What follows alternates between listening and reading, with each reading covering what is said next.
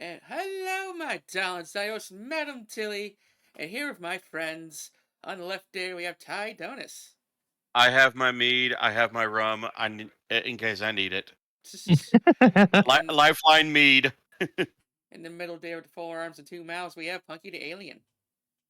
Hello, it is I, Punky the Alien. Hello.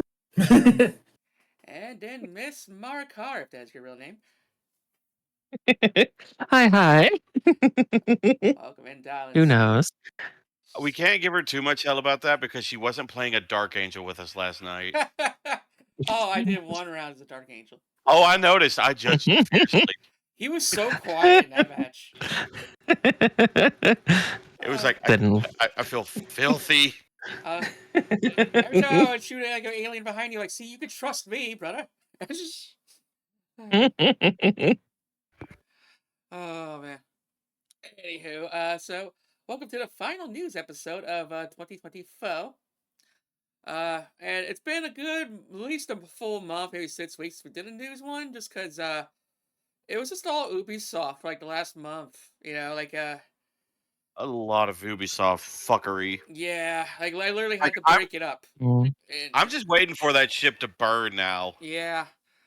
Oh man, yeah, because this was a bad fiscal year for them, and I think Assassin's Creed is like their last bastion of hope. The day it dies, I'm going to be there with popcorn and liquor. I'm like, I'm watching this shit front row. Let's fucking go. Okay. And I was checking out the audio in one of the previous episodes recently, and like you guys were kind of quiet. Like, shit, I should need to raise your audio. So on the ones where we're just talking, but if we're reacting to a video, I kind of turned it down. So, but all issues should be fixed. I noticed that, but the sound, in my opinion, everything was had a fair bit of balance on it. So I think we were pretty good on that one. Yeah. So, but yeah, we're now equal audio levels. But yeah, because normally with the desktop audio, I got to turn that shit down, otherwise the game overpowers me, according to the chat. Sometimes on some games, the game is a little overpowering. Don't you ever feel like a little lazy when it's like, well, it sounds fine to me, chat. Deal with it. Wish you could say that. I mean, I'm okay, not you, but me. I'm the star here. I mean, technically, there's nothing stopping you from saying it. Is it approved? Not really. No. Is it acceptable? Hell no. But I mean, there's nothing really stopping you from saying it. Yeah, that brings it up. Does you've been like streaming like hardcore for at least 9 months now? More or less, yeah. What's up? How many times have you like had to stop yourself from saying something what you were really thinking? Who says I do? Fair. I do not put the filter on. I put the filter on for only 2 people in my life, and that is it. Oh, I'm not on that hand. Nope. Okay. Everybody gets blunt treatment. The only ones I wear kid gloves with are my nieces, and that's because they're still young. What about Golden? Nah, I'm blunt with Golden. Nice. Okay. He knows what I am. Yeah, because sometimes she'll do a surprise. Basically, Golden is like our chibi, innocent little kid sister anime character, who then has the rare moment of giving mouthy. Like what? She'll get mouthy every now and again, and it's hilarious when it happens. But don't let the cutesy side fool you. She can be evil when she wants to be. Yeah. And she'll play with people like she'll play that cutesy card like, what? No, me? No, I didn't do it. And then in the background, 5 minutes later, you hear her giggling like a mad woman. I'm like, you evil little potato. Yeah. I was like, I've learned that from family. The small, adorable ones are the most dangerous. Oh gosh, she's like Anya from Spy X Family. She is. But like my brief interaction to that show. Yeah, no, she's a lot like Anya. She's very innocent a lot of the time. Oh yeah, I got Crunchyroll now, so we could watch it. Yeah. But no, she can be evil when she wants to be. Yeah. So this is Smart Car's first news episode. Now Punky was asking about what the topics are. Wait, a few months back, me and Tito agreed because I could have done here's the topics what we're going over. Send y'all the list. But then I started making like little thumbnails for like every little topic that in the video they're like already displayed on the screen like a slideshow. But as we go along though for y'all I'll drop the thumbnail and let Tito and whoever try to guess what the topic is about for a moment. Yeah. I don't know when it started, but she started doing this, and it became kind of a game. Yeah, like you figure out what we're talking about. Some are more vague than others, and some are more obvious. Yeah, I remember that now. That was the news one that I participated in. Yeah, it's fun, isn't it, Punky? Nature loved it too, but he's still in Christmas. What the hell? Anyways. Imagine doing Christmas stuff with family. Cringe. Nature cringe. No, I hope he's having a good time. Nature clause. We'll go, clause. Anyways, so our first one is going to be Santa. This first one's going to be a jumbled mess here because it's kind of vague and obvious. Basically, it's also like 4 topics which kind of are similar, so I crammed them into one. Are you ready, darlings? Yeah. All right, Punky. Mm-hmm. All right. Here's our first thumbnail. Oh dear! Right off the bat, I see John Cena and Sam Elliott. Yeah. What? Who's in front of Shepard? I don't see anybody announcements. I see what you did. Is this a movie announcement? No, I have a feeling I know what this is. It's either one of two things. One, it's for. Okay, well, these are the ones I'm coming up with. One, it's either stuff for Secret Level, or 2, it's announcements for Warner Brothers multiverses. Negative on both. Punky was close.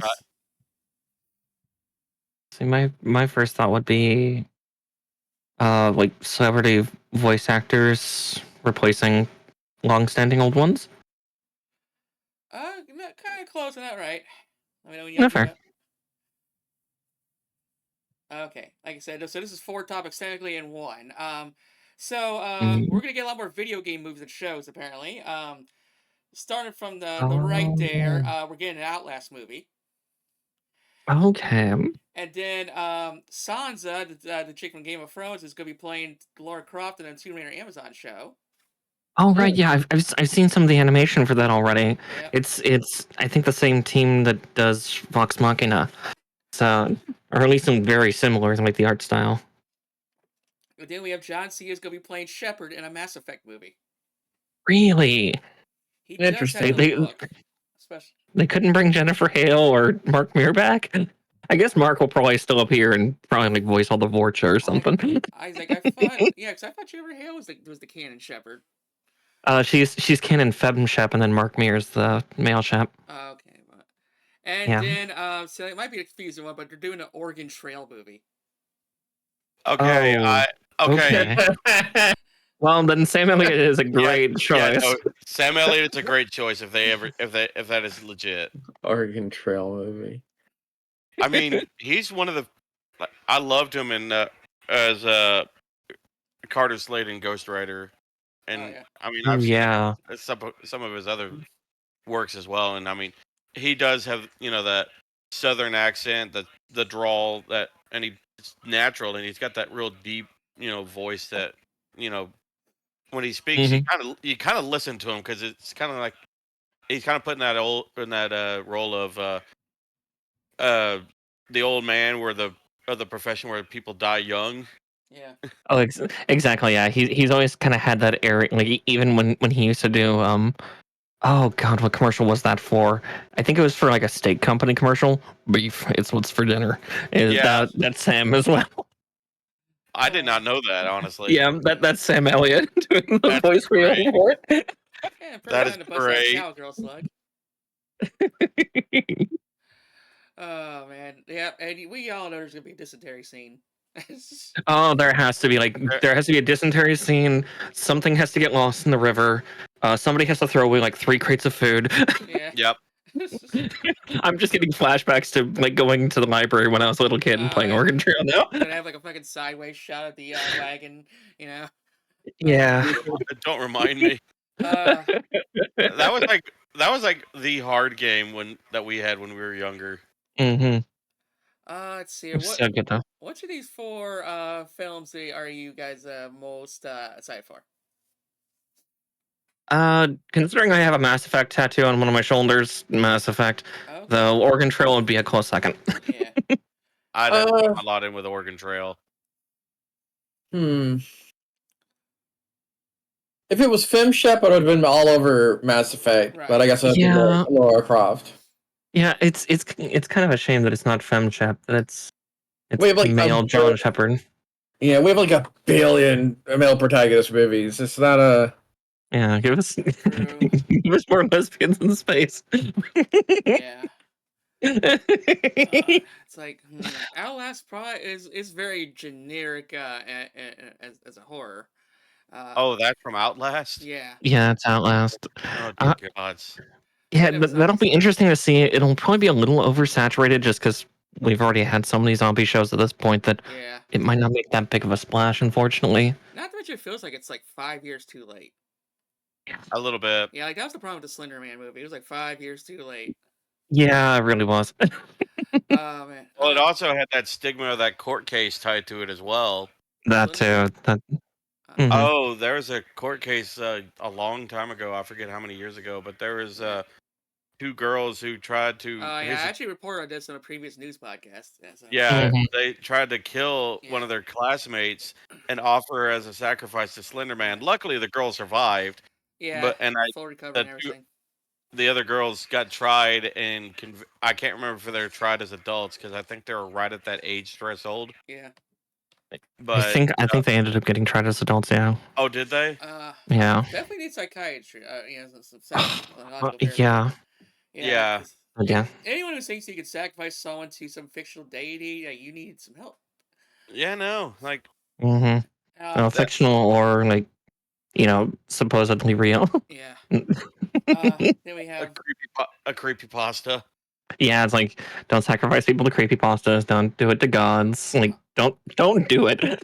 Also, like, nothing good comes out of it. I didn't know until after a couple of years of watching Critical Role, but like fucking that mini movie start with the Slender Man starring Matt fucking Mercer, Ray. Oh, it's so good. It's like maybe like 15, 20 minutes long, right? 10, but like it's so good. And and way better than the Hollywood movie. Oh man, and then Mass Effect. It's like John Cena's actually he does have a good voice for John Shepard because John Cena's voice can get deep. Yeah. Yes. He's usually yelling at a high pitch, but it does kind of get that deep. If you can. Oh, exactly. Yeah, and yeah. I was gonna say and Shepard's voice isn't super duper deep. Like, yeah, Mark Mayer has a nice growl in his voice, but yeah, it'll be good. And like John Cena obviously has the stature of like a big, bulky, like Hollywood style soldier, so it'll work. And he also has some of the comedy chops because I'm sure there'll be something of like I should go happening at some point during it, or this is my favorite store on the Citadel. Yeah. So. I just want to do a montage of like my favorite store Citadel. This is my favorite shop at the Citadel. Exactly. Yeah. He'll ham that up. I just wonder if they can get it right. That's one. Probably one of the most. Yeah. Yes. I hope that he actually even if he doesn't play the game, I hope he does like watch like video essays or like. Yeah. A lot of YouTube channels do this now, where they take all the cutscenes or important story bits from games and basically make a movie, quote unquote, out of it. I've been doing that for like 15 years. That's why. Well, I know that, but I'm just saying. Hopefully, he'll watch some of that so that way he can get the voice down and get the mannerism and everything. I mean, I will say this: if not for anything, he is adaptable. Yeah, I was about to say that. Yeah. So I imagine I don't think Shepard is could be too far out of his wheelhouse. Yeah, it's still an interesting choice, but yeah, I really hope that he does it well, and then that the company doing it doesn't screw it over, because it's like we know what the audience wants. No, you don't. Let's hope exactly. Let's hope this doesn't go the way of fucking Borderlands. Oh shit! I will throw shade at that movie. Yeah. Oh, same. Oh, that made me so sad. I don't think you've seen it. There was such potential. I refuse. Still have not seen it. Still on my list of things to watch. Yeah, it's an experience. It's probably going to a subscription service near you, which I wait for that Sonic movie to drop on it. Some kind of demand. Or if anything else, just wait for the the $5 bin in Walmart. Mark Then my words, by the end of next year, it'll be in there. then you got Sam Mhm. Elliott's movie, which it's just kind of watch it for the memes. Oh, exactly. Yeah. Yeah, we kind of want to watch it for the memes, but at the same time, it's like, I mean, he'd be back in his in his natural habitat, a fucking Yeah, western movie. Hmm. I mean, it'd probably come very naturally to him. he's so old. He's Yeah. probably like, I never left. I'm back. He just thought about that rocking chair again. I'm back to the spaghetti westerns. But that's the thing with like video game movies is even if video game has too little or too much lore. So that's the difference between like Mass Mhm. Effect and Oregon Trail, you know. Yeah. Yeah. And they got Tomb Raider, which where it's just kind of weird to adapt, or make a story out of, you know. Like, Well, it's Mhm. one of those ones like, which iteration of lore are we going with on this one? well, Yeah, yeah, that'll be interesting to because a see. lot of it's just like we're going to tombs and booby traps. There's not really a lot of like story, character building, and shit like that. Yeah. Uh, Hmm. and but yeah, and of course like the reboot was like this is a little jarring, but at least they tried. There Uh, better be dinosaurs. No matter we know. I want dinosaurs in my movie. Any movie is made better with dinosaurs. I know the anime had a dire bear. I'm okay with this. Okay, okay. Let's see here. Next topic. I was going to say, what, Marikar? Bears are one of my favorite apex predators. Fair. Oh, Fair. you said I read the them on too. word. Look at Oh, Apex. Oh, gods. Oh. Oh dear. Oh, no. And Apex Legends 2? Just nuke it from orbit. Prepare the laser. yeah, slugs on it. Punky, What's the what's that? what? So what's WB got to do with this? I'm saying no. Is it just? That's just a Oh, I no mean, meme.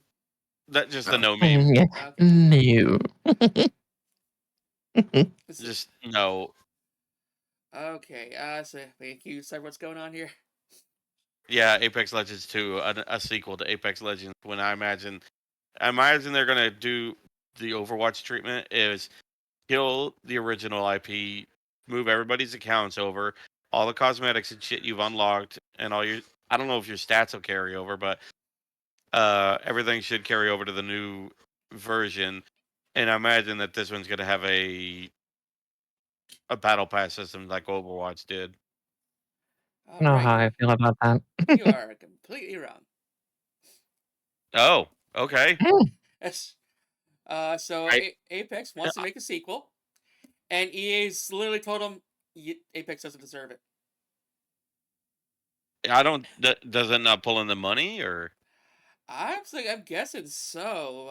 But yeah, like they literally just got shut the fuck. They're like, no, you can't have a sequel. Yeah, so Yeah. they're not willing to invest. I'd say for once, yeah, you get a commendation because, yeah, like certain games like this and like Overwatch, I didn't understand why a sequel needed to be made. True. It was great. Yeah. That was Yeah, agreed. all it was. Yeah. Yeah. Yeah. So maybe EA something saw different. Blizzard get roasted over the coals and just go, no.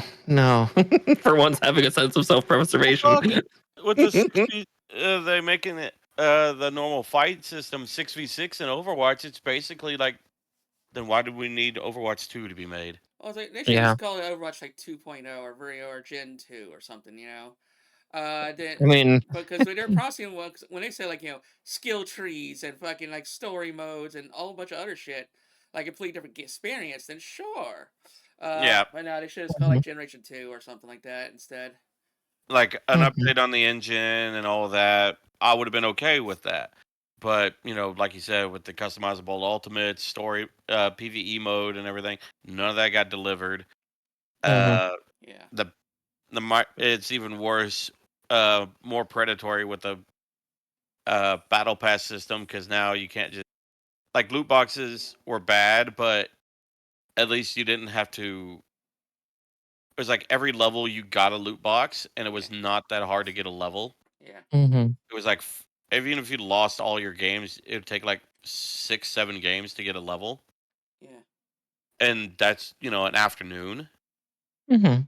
But now it's the whole battle pass system, and it's like I forget how many games it is to go up to the next tier. Yeah. and you only get what is presented at that level. It's like that's why I kind of like the loot box version of it Oh yeah. better Mhm. than this. Is like, well, if I get even if I get a duplicate, I get coins, and Yeah. if I get enough duplicates, or if I get lucky and it gets in the box, I'll get it. But if I get enough coins, I could just buy it outright. Mhm. Oh man. Let's hear. So, anyone even play Apex? I hear it's a good game. But I've It was always wanted.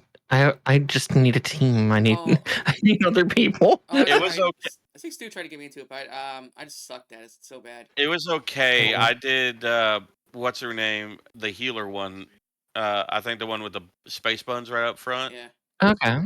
And I did that with my buddies. We got best we did is we got the second team spot.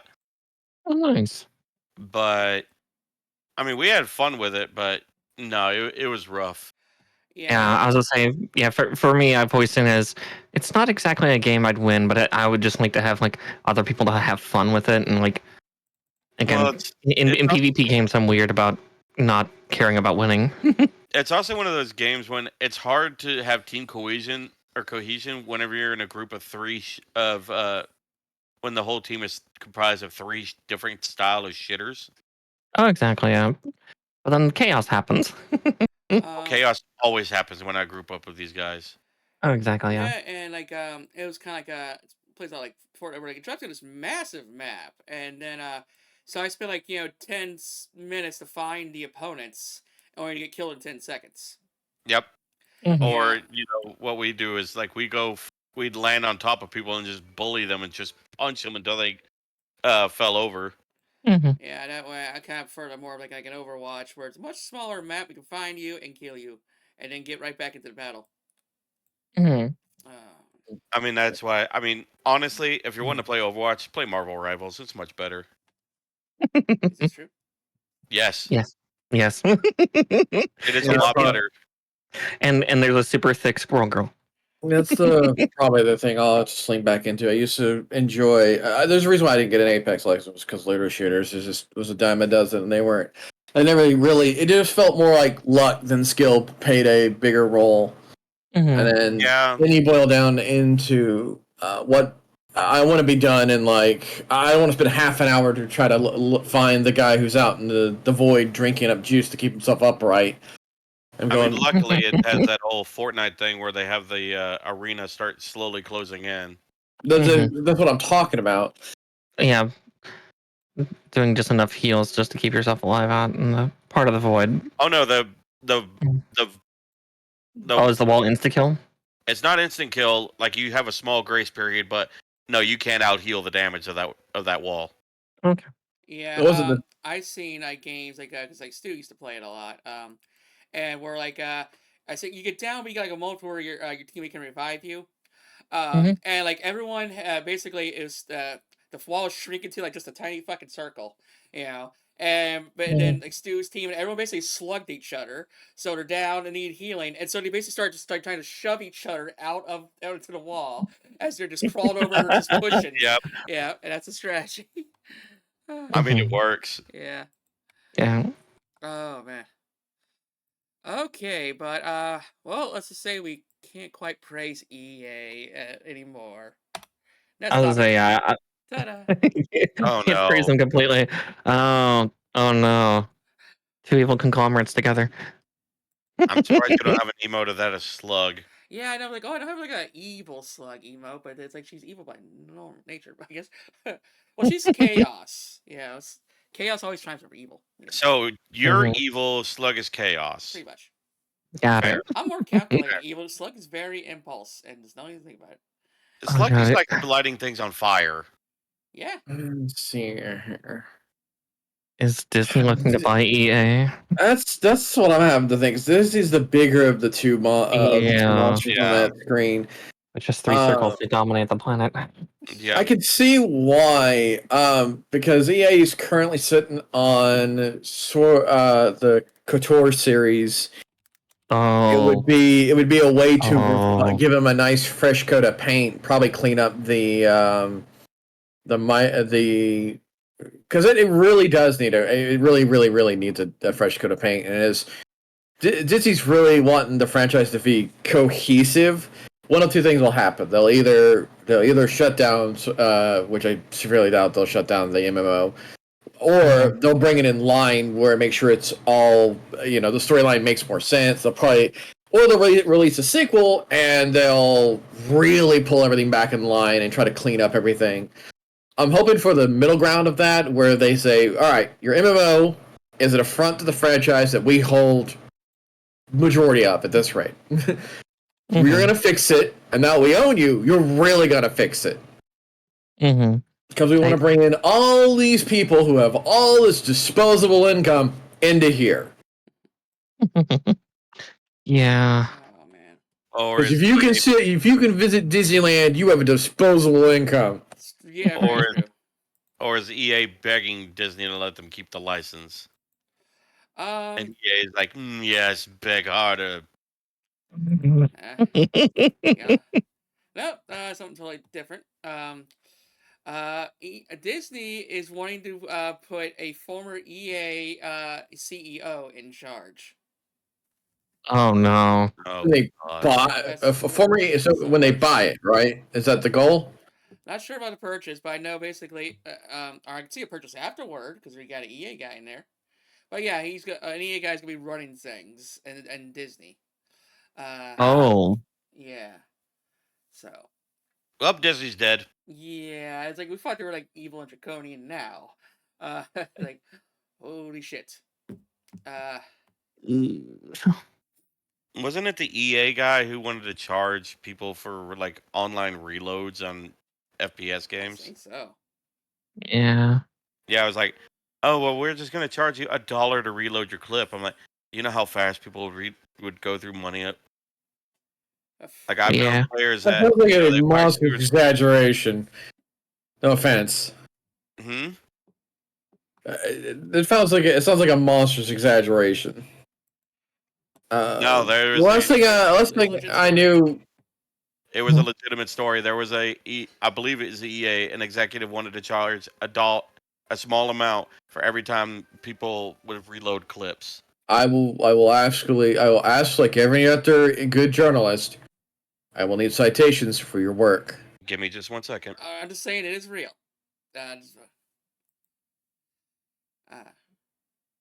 So they want to bring in what, if I'm reading this correctly, they want to bring in Andrew Wilson to. Oh, it was Unity. He floated the idea to stockholders that players might be willing to pay. Go away. Fucking New York Times. I was say yeah, Andrew's got to take over for Bob Iger. Yeah. Okay. They want a successor to Disney CEO Bob. I haven't enjoyed a Disney product in a long period of time, so it's okay, cool. If the ship sinks, the ship sinks. Have a history of being greedy. Yeah, I know the AI thing. I remember that one. Yeah, it was the guy who said Battlefield players could pay $1 per reload. Yeah, a whole $1? Damn. Oh.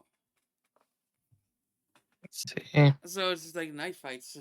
That was Joe Ricilio. I have done. John. I'm not even going to try to pronounce that name. Ricciello. He was a part of EA. Yeah, he was part of EA. He was a CEO of EA, but it looks like that's just not the same guy. But still, most of the EA execs are very greedy. And evil. Yeah. So he'll be just at home in Disney. Yep. He'll be like, I didn't ever change offices. Yeah. Speaking of like a Disney-esque feel, you want to go into our next topic? All right, let's see what you got. Sure. Oh, God. What's wrong with the Lego version of the game? Is it we talked about this not too long ago? What happened? I love it. Basically, a lot of people really hate it for some inane reason. And it's I I see did. this as like Sony believes that Aloy's like this PlayStation mascot when apparently she's not. Nope, Mhm. after about some into that. So what happened is like Horizon bombed so bad that Concord sold better than it. Ugh. Damn. Wait, hold the Horizon phone Legends, here. yeah, You're telling me Lego's Horizon Adventures sold worse than Concord? and less player count than Concord. I think I don't know about I think yeah, better player count, but yeah, it basically is less successful than freaking Concord.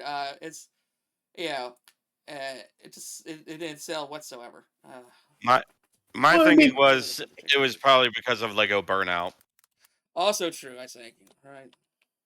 yeah. If I'm reading here, it looks like PlayStation users are marketed at 4.0, while Google users are recognized as a 70% liked, quote unquote, the game.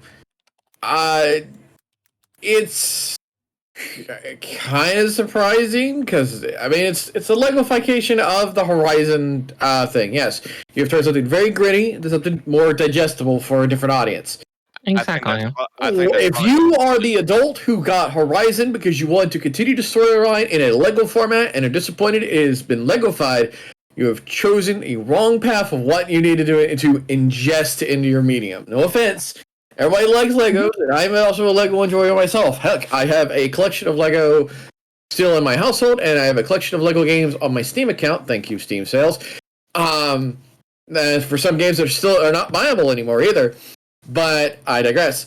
If you're going into Horizon, trying to Horizon Adventures, expecting a Horizon experience in a Lego game, you have chosen very poorly. You're getting a Lego experience that is filtered. Sorry, a Horizon game filtered through Lego, not the other way around. Oh yeah, it definitely had like less peak players than on Concord, On and day one, yeah. and I mean also there's yeah, Chase is right. Apparently all of the Lego games kind of like performed badly, with the exception of the recent the Skywalker saga. Hmm. Star Wars. I mean there's two sides of this coin. It's like yes, it's a Lego game, yeah, and some Lego games do sell well or decently, but at the same time there's a bunch of them that are just like DOA. It's like another Lego game. Just like it's kind of like the stigma of there's another COD or another Battlefield game. It's just like Uh, what can they churn out and with a Lego coat of paint. yeah, But it's like the problem with Lego games is that like they're very inconsequential. Like okay, you're just making like a little like comedy version of the story. It doesn't really add to the lore whatsoever.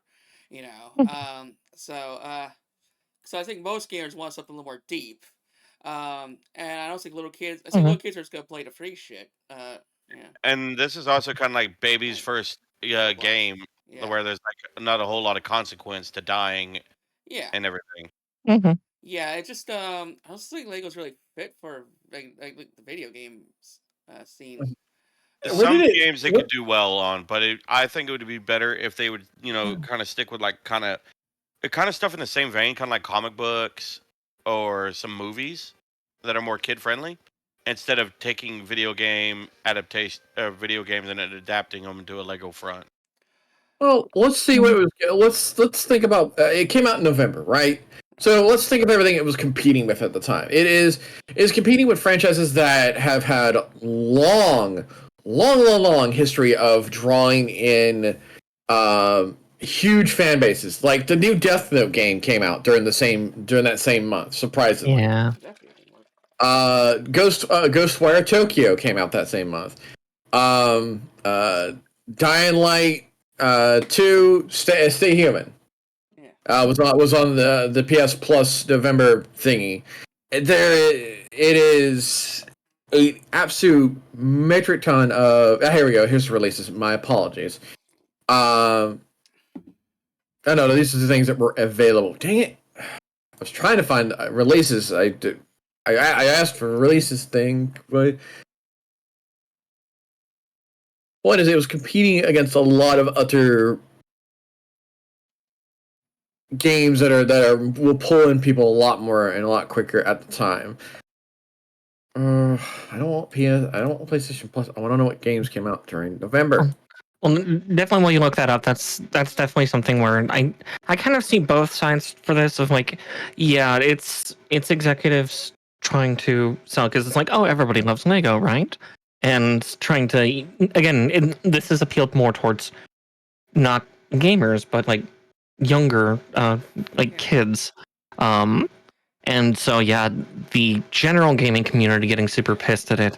It's like, why? Just it's only game. Why you have to be mad? Just go play something I else. see it's also a bad move Mhm. on Horizon's part because, like Star Mhm. Wars, Marvel, and DC, those are like thick enough properties with tons of media. Exactly. But Horizon, this is your only your third game in the Yeah. franchise, Mhm. and they didn't really done much else. I think there might have been like a one-off comic book, but other than that, yeah, they were really done. There's not much of a legacy, to build Legos off of.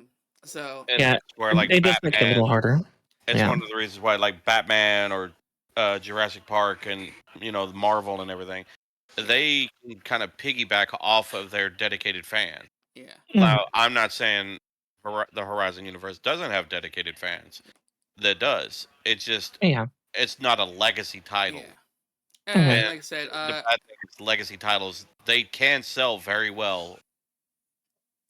Yeah, like possibly sales could have been better had this been like somehow like a Crash Bandicoot or Spyro type one, though Spyro would definitely be suffering a little bit of legacy decay at this point because they've already got so many spin-offs and they've already got, a collection game series in Spyro Skylanders. sucks. Yeah, Yeah. exactly.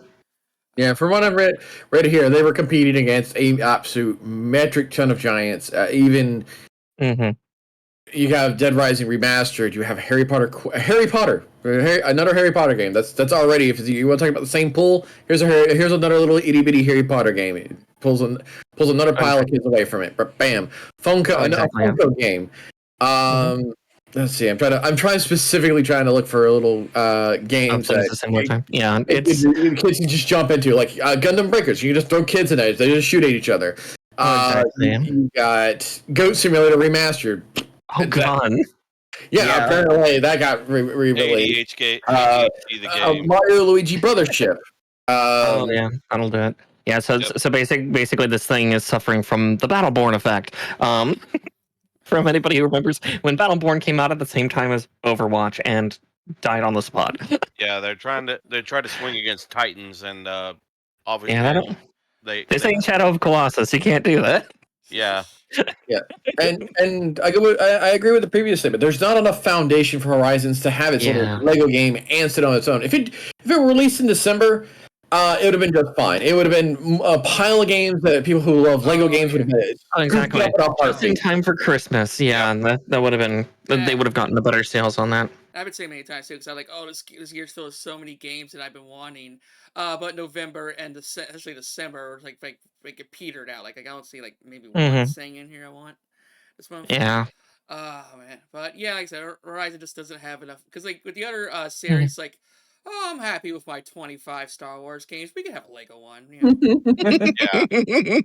It's like at that point you own them all. You might as well get this one. Yeah, Complete the collection. It's like I'm sorry for dire Lego fans, but Lego is like an extra sort of saying, like that's like a bonus type of game for us, like that's the kids table, sort of. Exactly. Yeah. But people disliking this game so much, it's a shame. But It's a time filler to fill time in before the next Star Wars or next Batman game comes out. Yeah. Exactly. Yeah. Let's see here. But I do agree with Punky. If it came out in December, the sales might have been better. Yeah. But kids like Legos, like and advertise some like Lego sets along with it for Christmas. I mean, if memory serves, Lego is like the still #1 selling toy in the world.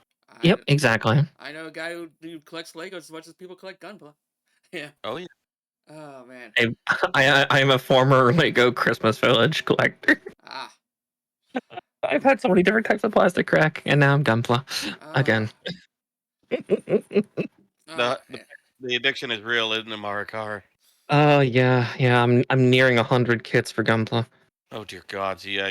I think you probably had more kits than. Oh no, I had more kits of 40K, but mine were also infinitely smaller. Yeah.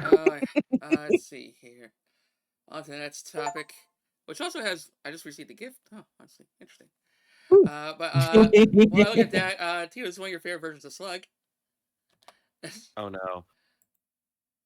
Oh, Grandpa Uh-huh. Slug. Yeah. Okay, I approve Grandpa Slug.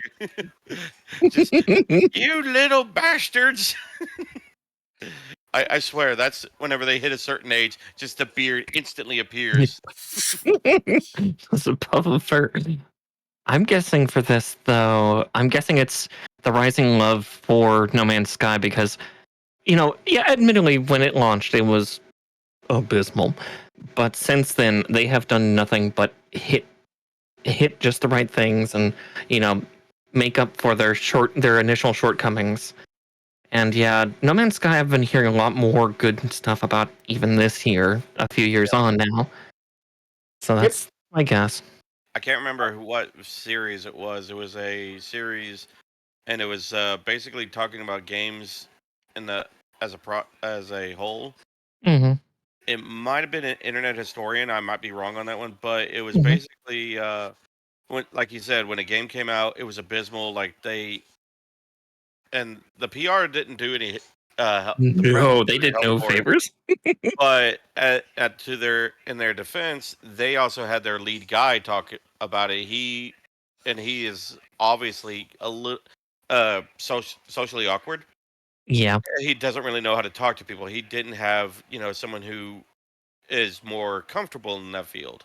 yeah. It would have been better to have somebody who is like more effective and knowledgeable in like PR and stuff. If they had a person.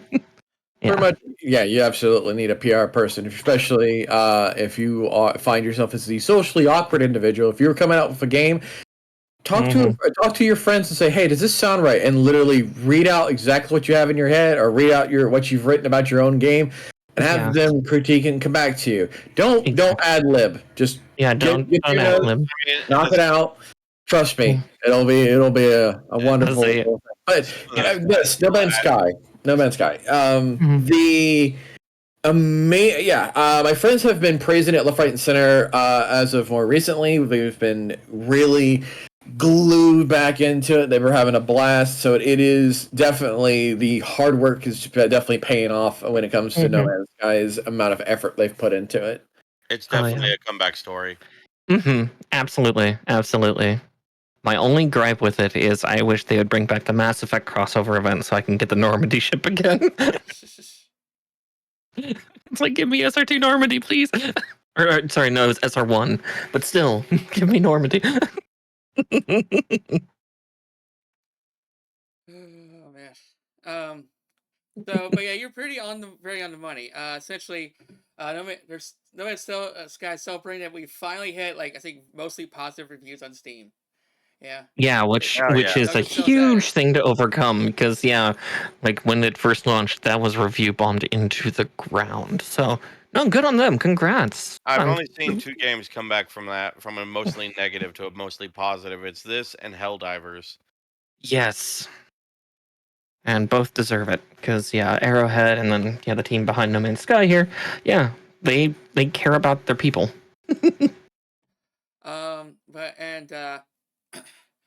And the reason why Grandpa's like, there's like, well, we did it. Took us 8 years. We did it. It's been 84 years. Grandpa Slug with his cane just, better late than never. Exactly. They're just like, why are you using a cane? You have legs. Shut up. It creates immersion. No. Grandpa Slug using one of those fucking, like, those like ab rollers. You see at the gym, you have the little handles on the little wheel. No. Slug's hair gets tangled up in it. Oh. But before this topic, sorry for the viewers, but I gotta show them some numbers. I'm gonna show you first. Here's my favorite like nightmare fuel slug. Oh, Bat Slug? Yeah. Oh no. It's terrifying. Yeah. Oh man. Let's see here. This one was so damn appropriate. This was best hits. Oh god. It was so good. The blue tentacles in the background. Oh, that's so good. I'm Yeah. still convinced the one on the by the people at the gate, they're just looking at a wall, just that anime drool running down the side of their chin, just like blah. Uh, Head empty, dumb of ass. this is a good trolling slug. Oh God, no! Don't no. Oh. Oh no. And then probably one of my most favorite creations here, the Slug Station Pro 5 Pro. Just read it. Yep. Why is it using an Apple G series tower? Because we were shitting on it. Upgrade CPU, chocolate peanut butter unit. Oh. AI surveillance reports TavernTilly. Extensive library of games. There are no games. Swamp water cooling system. Minus 0.241% faster than the PlayStation 5. This drive not included. But it's $10 less than the PlayStation 5 Pro, so yeah. Ugh. We were talking. We're shitting on the PlayStation 5 Pro whenever it was announced, and she had to throw the AI antenna on there. I don't know why the purity seal is on there. This thing is not anywhere near pure. And I just love Slug trolling Elon Musk.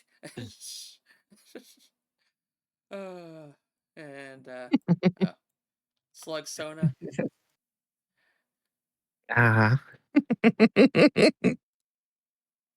I'm convinced that's the face she makes if you hand her a Reese's Mini. Oh, No, business slug. Oh God, I remember that one. I remember that story. I wonder what came in that. Let's go, Buggy. I have a question for you. Do you have one of the news from yesterday? Do you have the little Ubisoft news? It's I have 9 Ubisoft topics, so it might be in there. Might be. I wonder if you cranked it out in 24 hours. Let's find out. No, probably not. It'll probably be important next time for sure, because Ubisoft is like a regular segment. Oh, I recommend it being this around because this is super hot and super fresh. Yeah, I'll let you report in a second here. But I don't think anything came of that Russian station.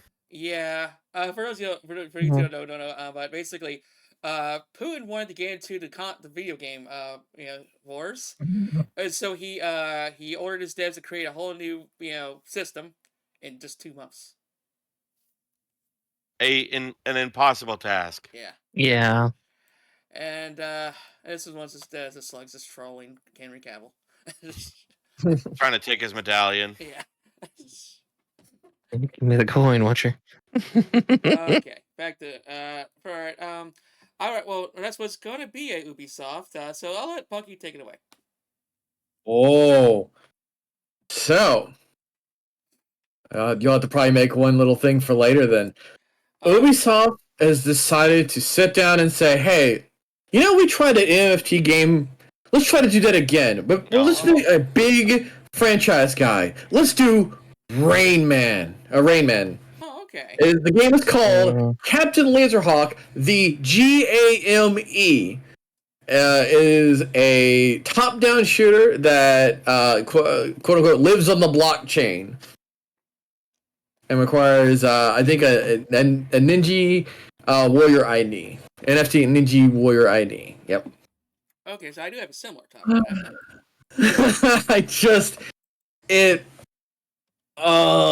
Why? We don't.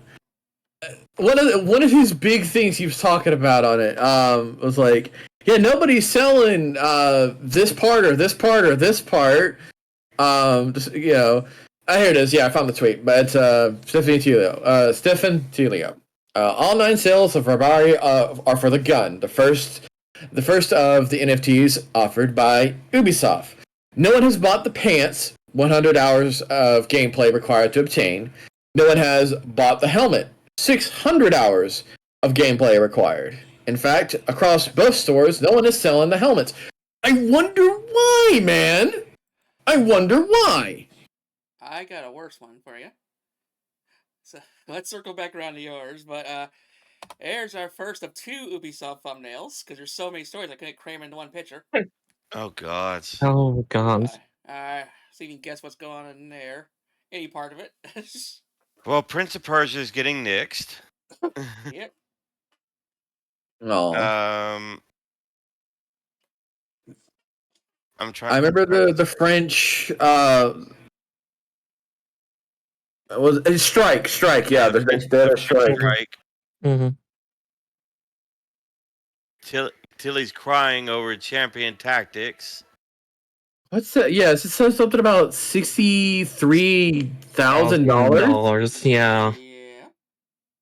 Yeah. I can't remember the title at the Beyond. bottom right. Yeah. I'm trying to remember. Something beyond. That's the first word of it. Beyond black and white. Fuck no. Beyond Good and Evil. Good and evil. Good and Evil. Okay. Okay. And then And I'm obviously not Star sure Wars what. Outlaw. And I'm not sure what she's doing riding K-Vess's shoulder. I hope they're doing a remaster of Beyond Good and Evil. That'd be nice. That would be nice. Yeah. Oh. We did. Go ahead. Don't know so much new. We saw fucking news that just fell in the cracks. Part one. Yes, Mulan has decided to join France in the strikes. It's been a few weeks back, so we're not sure what's becoming of it just yet. I remember when in like our last news, we're like, okay, one time against Ubisoft might strike, then that's how they striked. Yeah. And then basically, yep, the Prince of Persia team's getting chopped up. And then but yeah, so bottom right there, we have a new creative director for Beyond Good and Evil 2. Okay, so it's uncanceled. Yeah. Okay. I'm not sure when it's gonna come how it happened, but hopefully it's reality. Before I die. Yeah. Okay, and then Star Wars Outlaws has got a new manager. And they're like at first they're like oh, we're gonna add in all this stuff and everything. It's gonna be a great game. People are confused at first, like game's already out, you know. It's already out. It's already great. But they What are you actually doing? he did something positive. He took all the creative feedback and patched the game, and I took like a lot of the annoying shit and stuff like that. Fits this and that. So so far, so Star Wars Outlaws is actually becoming a good game. Good to hear. Yeah, so Mhm. good to get into it now. So before, like, if you like, if it's a mandatory stealth mission and you got spotted, then game over. Go back to like the beginning of the mission. That's been taken out, stuff like that. That's good. And then so Ubisoft made another NFT game called Champion Tactics with NFT heroes up to $63,000. Fuck you. Anyone got some disposable income? Not that I much. suppose your whole neighbor's income too. The neighbors shit. You'll need the whole town's disposable income. Yeah. Oh God! So, I was reading the article about the Rayman thing, and I was like, they did it twice, and I was like, oh, Tilly must know the other one then. Twice within months of each other. Yeah, just months of each other. Oh. They keep trying, and they need to fucking stop. The children, this is how you run your company into the ground. Uh huh. You wonder why why Tencent is looking into them to buy them. Yeah. Oh God. Oh man. Ugh. Ubisoft. Oh. Rest in pieces, Ubisoft. Yeah. We knew you. Yeah.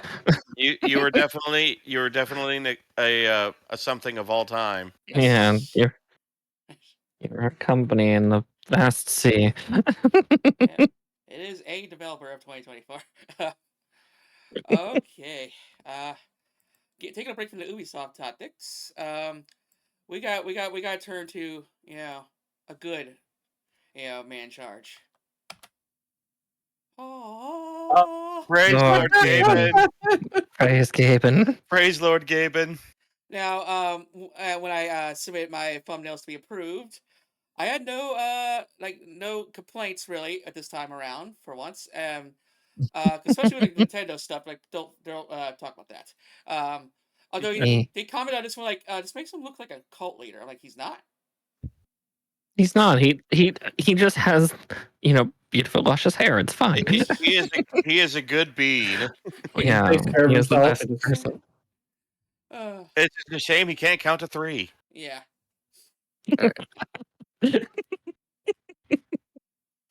Was that the one that finally broke you, Marikar? Was that the joke that finally broke you? It's so fucking true. I've been saying this for years, and this is a joke that one of my jokes that finally breaks her. Fucking hell! Yeah, that's why he needs his own special controller. Mm-hmm. Fuck, you fair? What's going on here? I know this particular news. I think I'm aware of this one as well. Yeah. Like season pass games or something for Steam? For the most part. Basically, Valve is going to be holding any game that uses season pass, battle pass, content pass, whatever fuck pass, accountable. Oh, If you beautiful. don't deliver the pass by a certain day, I think it's like 6 months after the announcement, after it goes on sale. If it's not released, they are going to fine that company and take the season pass down and make the company give refunds. To quote the agreement verbatim, you are by offering a season pass, you are promising future content. In the process of launching a season pass, you will be asked to commit a launch timing for each content release in the season pass. That launch timing is a commitment to both the customer and to Steam. If you aren't ready to clearly communicate about the content included in each DLC and and when each DLC will be ready for launch, you shouldn't offer a season pass on Steam. Quote, end quote. Yep. Bunky likes to do research. And I believe you have to give a description of like item bundles, for lack of a better term. You have to give a description of what the bundle is going to entail. Now, you don't have to give you don't have to delve real deep into the items. It's just basically saying like, armor pass season 1, 1 head slot, 1 armor slot, 1 chest slot. It's saying basically, tell us what you're promising with these bundles, and you don't have to give all the details. Just give a vague general description of what each thing is going to be, and you're good. Yeah, it's like we don't want to be like those Kickstarter assholes who did not fulfill a lot of promises. Fucking right. Oh man. Gonna get Gaben. So let's turn back to the evils. Oh boy. Yep. Gods, I just got a terrifying DM for people on Diablo 2 right now. Oh. 22 Nights of Terror, Krampuslauf. Diablo clone will spawn every 3 hours. Oh, that's terrifying. Oh, I get the redo the hug me, I'm scared art. Oh god. I went into Tilly's stream because Diablo was running around my game and I was low level. It's like, Tilly, I'm scared. Yeah, and then one of my viewers heard that and decided to draw an art about it. Aww. If I can find it. That's cute. As for this, why is the tarnished undead or the chosen undead stabbing Sony?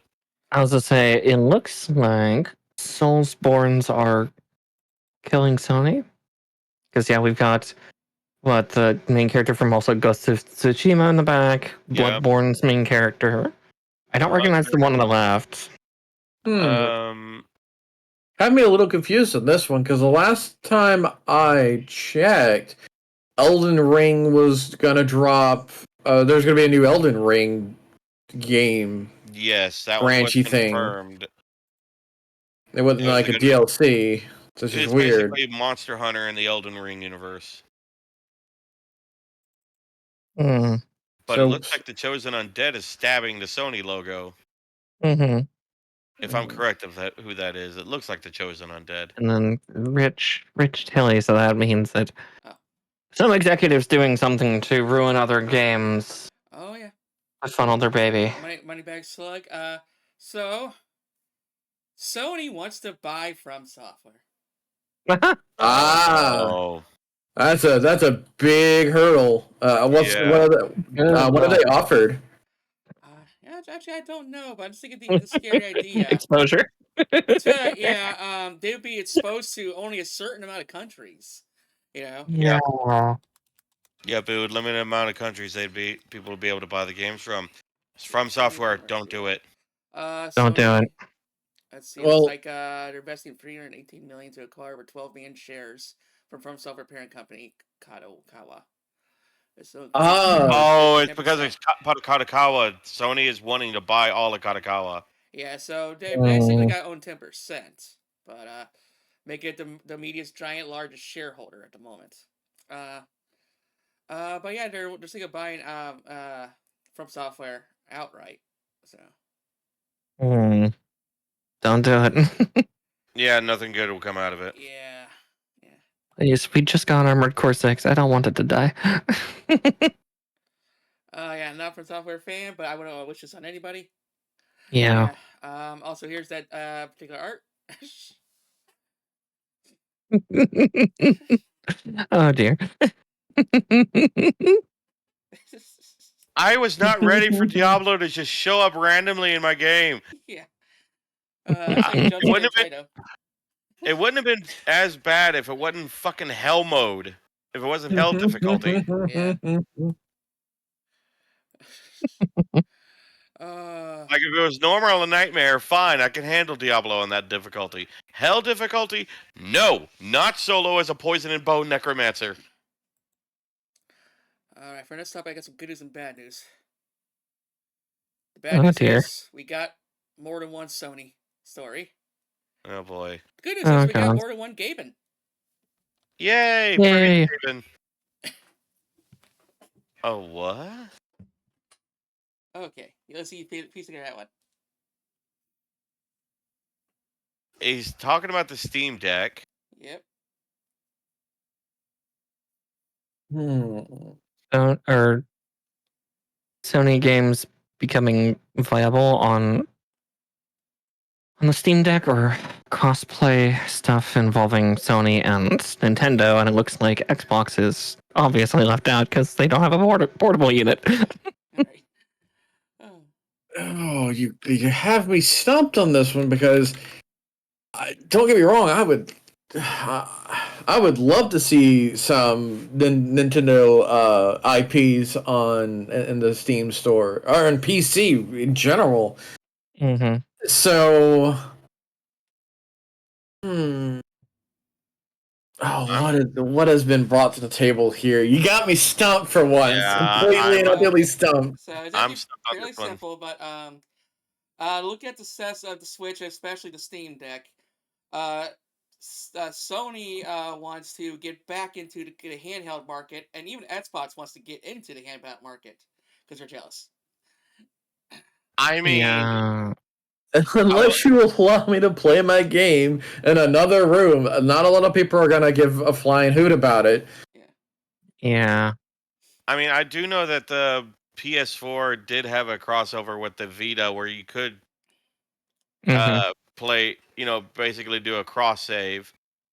Yeah. And you could play games on your PS4, save it, and then upload the same, and then play the same file on the Vita. And I will say the Vita, not a bad console for when it was released. It was actually quite It was a quite powerful little bastard. Mm-hmm. It didn't have the marketing behind it. Yeah, I was gonna say, like that. The Vita was the craze, especially in Japan. Like that's the country it sold best in. But yeah, it never did great in Western markets, unfortunately. The only thing it's a real. I don't want this to happen, and I'll tell you this. I'll say why. Steam's got its own. Steam Deck is a small computer. It's what you are acquiring, and people are building for it, and that's what you get. And Nintendo has got their own proprietary. It's technically a system that they have crunched into a mobile hardware. You have to the amount of crunch you would have to do for PlayStation games and Xbox games. don't fit that bubble. Now, don't get me wrong. There's some games that developers have decided to squeeze onto the Switch, and they've done it before, and it's very viable. But I'd rather Sony and Microsoft not thin their already very thin pools when it comes to their developments and all that, into trying to make a handheld. If you want to make a handheld, that's fine. But make games for the handheld. Don't try to make a handheld that will be the next system. Steam Deck is great and all, but if I had to choose between a Steam Deck and an actual PC in my lap for the same price, I would rather have a PC in that situation. Same. I agree. Mm-hmm. Yeah, it's definitely like the Switch has the benefit of being designed just from the get-go for it, but at the same time look at its drawbacks when it comes to quality. It's still a visual generation behind. 2015 hardware. Yeah. So Sony, Microsoft, you're already dying. Don't. Your most of your games are on your Game Pass, dude. Exactly. That's where games go to die. Yeah. Yeah, it's just like the Xbox console is just basically a TV device. It's a pre-built. That's all it is. Like they're making this Xbox TVs now. It's like the console's being left in the dust. Man, that's a good move for Microsoft, honestly. But and especially like the handheld market is just harder in the West and everything because again, in like China and Japan especially, commuting is very normal. And that's why it sells so well. Where here we commute not by public transport, because welcome to our infrastructure, but by our own vehicles, and we can't exactly play games while driving. In some major cities, a lot of people commute by bus or train and subway. Exactly. That's in the big metropolitan major cities on the eastern seaboard predominantly. like in the more rural areas like I'm in. It is a really hard word to say. There are in some of the bigger cities that I'm near, they do have the bus stations and everything. So you can get around with that. But the smaller towns and everything, no, you got to either call Uber, and that's if your town even has Uber, or more often than not, you end up using your Lamborghinis. But that's why handhelds just like again the PS Vita, the PSP, neither of those did terribly well in the West because our transportation environment is not the same. It's two different monsters. Yeah, exactly. Two completely different creatures, and unfortunately, it's the kind of market that won't do well. And if Sony's trying to cash in on what the Switch and the Steam Deck have done, it's just not going to work. No. The only way I can see them making it into the handheld market is if they decide to dip heavily into the retro market, resurrect a metric ton of old games, run them through that. Like, you could probably squeeze, now with the new tech that we're currently sitting on, you could probably make a decently sized little thing that has a pretty okay battery life, not shelf life. I mean, you want a good shelf life, but that's digressing. You can get probably a decent battery life, and you could probably drop in like classics that need re-releases, like Final Fantasy Tactics. You've done it before. The PSP version of Final Fantasy Tactics brings you the classes that the first copy of the game didn't have, and I want that again, Sony. Well, here's a game. Screenix, I want it. Here's one that I guarantee would sell well if they did make a handheld market, and if it was exclusively handheld. As if they remade Conker's Bad Fur Day. That's a rare product, and that would probably be a Microsoft territory, but it would be definitely something very interesting, very funny.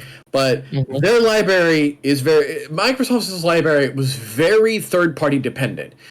And Sony has a nice, decent conversation with a lot of good RPGs that could easily, from the older days, could easily be transferred to a handheld environment to be able to be carried around.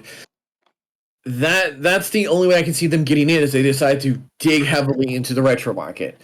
Yeah. Like, you're not going to be able to play Sea of Thieves on this thing. No, and the problem is what they want to do is they want to have all their current games be on there, and it's impossible. that's impossible. Like the tech can't compress enough right now to do that. Like, if you're going to compress it, like you said, we're going to go 1, maybe 2 generations behind as far as graphics are concerned. Look at all that wavy grass, and the wrinkles on the skin. Mm-hmm. I don't, and don't get me wrong. The Switch does an amazing job for what it does. It's an okay game. No major issues and it has brought certain games onto it. No problem. I think I want to say it was one of the Witcher games, but now I'm trying to think of what game. I know they have Dark Souls on there. That was it. It was one of the Dark Soul games. Yeah, they put Dark Souls remastered, and it looks like the graphics, like the game handles great. I'm not arguing about that, but like what Punky's going on about, the graphics are a generation behind. Mm-hmm. Again, it's not an undersell. It's not something that will take you away from it. It's something you're walking into, what you're expecting, and that's not even a bad thing.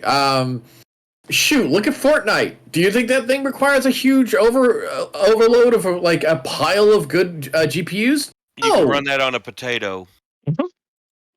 Just like I said, go grab some old games that really need some second love. People would jump at the chance to play Stardew Valley on the road. That is not built through an Android. No offense to the Stardew developer, I actually give them major kudos for having to pump that thing out onto Android and I think iOS, but I'm not sure on that one because I know iOS is an absolute pain to develop on. Yeah, I mean, Apple. For them to bring that to a phone, imagine being able to take that on the go with a PlayStation little handheld. The PlayStation Vita 2. I don't care what you call it. Do it. I don't know what the heck you'd call the Xbox thing, but Xbox 180. Genius. Put it on a shirt. But yeah, I did see that picture when it was released on all the consoles, Tilly, and that's exactly true. Mm-hmm. Because I had it on my PS4 before mine decided to die out on me, and I was like, okay, Yeah. well, I'm purely PC now. Just don't. I'm like using capture cards. That's why I'm trying to convert to PC. Yeah. No, I have digressed extremely heavily, so we probably. Yeah, thank you for posting the thing I was talking about. Yeah, that's it. They are not that too far off, which is kind of funny how the PlayStation 4's image is missing shadow. Why is it missing shadow? I think it was a toggle that you could turn on or off.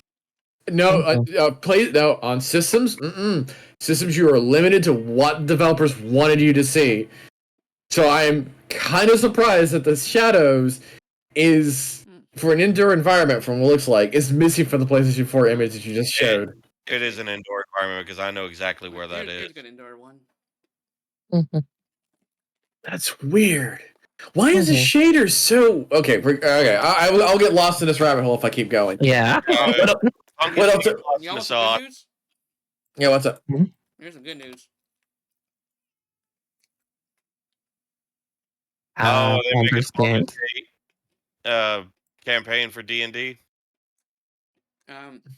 Let's see, more mod support? No, that's unless that's. No, that we covered that one a while back. Oh yeah. Well, I know they released something else more recently too. That's what I'm trying to think of. More classes or subclasses. That was good. Yeah. Yep. Correct. Also, I think the first mod support mod was like bigger car like boobs. Oh, surprise, surprise. I mean, I have seen ones where they made it where they changed the name to Mommy Carlac. Yeah. Aside from our And behind Mama K. So yeah, for more replayability to this game, here are subclasses in case you want to know. For your magic casters, we got Shadow Magic Sorcerer, Hexblade Warlock, which is a classic.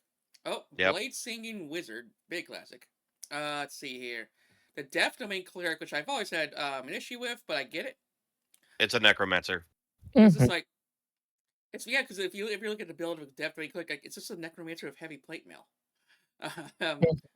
Then we have but like I want to play Lich King. Yeah. Oh, yeah. I was gonna say, yeah, for that, it's either Necromancer or you get Caduceus. Yeah. I haven't heard of this circle, but Circle of Stars Druid. Sounds It's cool. it's a It's fun. it's the better wild shape subdomain. Then for Was it not Circle of the Moon? I don't know why they didn't call it the Circle of the Moon, but I guess. Okay, fair. I'll read the description here. Circle of Stars essentially gives druids the power of various constellations and the power they embody. Okay. This allows druids to look to forms beyond wild shape and gives druids different roles on the battlefield, depending on which constellation they choose to specialize in. This subclass in BG3 gives druids more versatility than ever before, allowing them to adapt to healing, fighting, or even strategy, thanks to added bonuses to Constitution rolls. Interesting. Okay. Oh, I see. Okay, yeah, I did click on the wrong link. Oopsies. All right, martial classes. We got the Path of Giants Barbarian. Interesting. Here's a classic: the Arcane Archer Fighter. Great one. Monks finally getting the Drunken Master. Okay. I was kind of surprised that the Arcane Archer was missing. Well, not the Arcane Archer, but the. Dude, I'm drawing a huge blank. Yeah, because Arcane Archer was like one of the first 5th edition subclasses that came out. It was like one of the first 3. Yeah. I was like, UA's not an Arcane Archer. Sorry, I have a character named UA, so I was like, wait, are you meaning that or? No, I mean like something Arcana. Oh yeah. And then we finally got the Swashbuckler Rogue. Oh, that's a great one. And then the hybrid classes, they're gonna get the Bard College of Glamour. Ooh. And I ain't heard of this one, but Ranger Swarmkeeper. Oh yeah, the Swarmkeeper stuff. If Beastmaster, but more. And finally, Paladin's Oath of the Crown. I actually played it up for the Crown Paladin. That ability to keep enemies focused on you makes it is absolutely hilarious when It's a tank build. Oh, that's so good. I love tank build. I played Oathbreaker, and then I love Compel Duel. Yeah. Yeah, it's got a class feature of compel. It's got a compel duel class feature, but it's kind of a nice AOE. Like, yeah, all of you come to me, fight me, and that's the reason why I like the Oath of the Crown. And if you are tired of your 87th playthrough of Baldur's Gate, don't sleep on the upcoming Celesta 2. Bro. So in Larian Studios, there's just one last class that I would love to see added to the game. Artificers. They have been begging for Artificers since it was released. Oh yeah, I was gonna say one of my friends has been absolutely begging for it. My friend was like, when it was in early access, was like, Dragonborns win, Dragonborns win, Dragonborns win. That's how I was. I do know that they made Artificer classes with mods, and I did laugh that they put WoW classes like the Death Knight and the Demon Hunter in there. Man, I mean that's just modding in general. That crossover always happens. As a DM, I never really liked Artificers because it's like, you can just create your own fucking magic items. Okay, I know, and you're a mid-maxing. Gotcha. I was saying, here, you little shit. Why does everybody think that I'm sorry, you have offended the spirit of Artificers. As a GM, every time I look at the Artificer, I go, I wish somebody would play this. And when the two times I've played it, I became the creation monkey. And the one time I basically I got a horror. Okay, I have a horror story version and I have a non-horror story version. The non-horror story version is I built so much stuff that I got my 5e party because I played an Artificer also in Pathfinder. That's the horror story one. My nice little Artificer for 5e. I was able to create a lot of little goodies and stuff for my allies, and I felt great. Then we had somebody scoop in and go, everybody's too powerful. There's no other challenge. Dude, we're facing giants with plus nothings, man. I am thankful that person over there, who is the warrior drider, is going to say, I'm going to stand between you and everything that's going to punch you. Guess where all my money's going? Making that stuff better. So if you have a problem with me being the artificer and making that better, go ahead, wizard. Step up between me and them. I'll wait. Suffice it to say, he whined, griped, and moaned long enough that I had to change classes because they kept whining and moaning. And then I made a very observant class. I was like, you know what? Fine. I will be the watch out class. I will be the ranger, and I will dump my points into perception so we never get surprised. And I always am ready for any action. And then when he goes out to do sneaky crap, he's upset that my passive perception's enough to go, yes. I hate that too. So I fight with people like that too. So yeah, I'm sorry about the DM. Like I hate that shit too. It's like, as a proper DM, we can't tell you no, but it's like I would discourage you. Like, I didn't know he was doing sneaky crap. I was just trying to say, you know what? You turned me from the character that is good at making stuff and really weak, so I'm going to make the really weak but really perceptive character. And that's exactly what I did. I made a very perceptive character who's always, the paranoid ranger, because they don't like undead and it scares them. They've seen a lot recently, so they've become extremely paranoid. So I was like, I'll make them very perceptive. It's not my fault that you decide to be the sneaky wizard who decides to do terrible things around behind the party's back. No. Yeah. That's the same. Oh well. I know it's not technically DM versus players, but it is nice when we at least knock a couple of you out, but then you still get the win. Or it was a player. We could be like surprise. It was the player that made it that stirred the pot. Like, why do you want us to be weaker? We were having fun. Why would you want us to be weak? You're the wizard. As soon as you hit level 11, you outdo everything we could do. You could literally stop a dude and turn him into a chicken. So forever.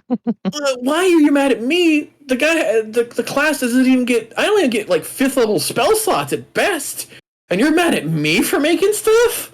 Okay. Yeah. Remind me when you cast Wish later and you make this like stupid thing happen. I'll wait. I remember I was talking to a friend I'm not sure what to do. They're just steamrolling every encounter I throw at them. They're like, isn't that campaign only been going for 3 months? Like, yeah. And they're like, I got you, girl. And they slid this book across the counter that called Curse of Strahd. Yes.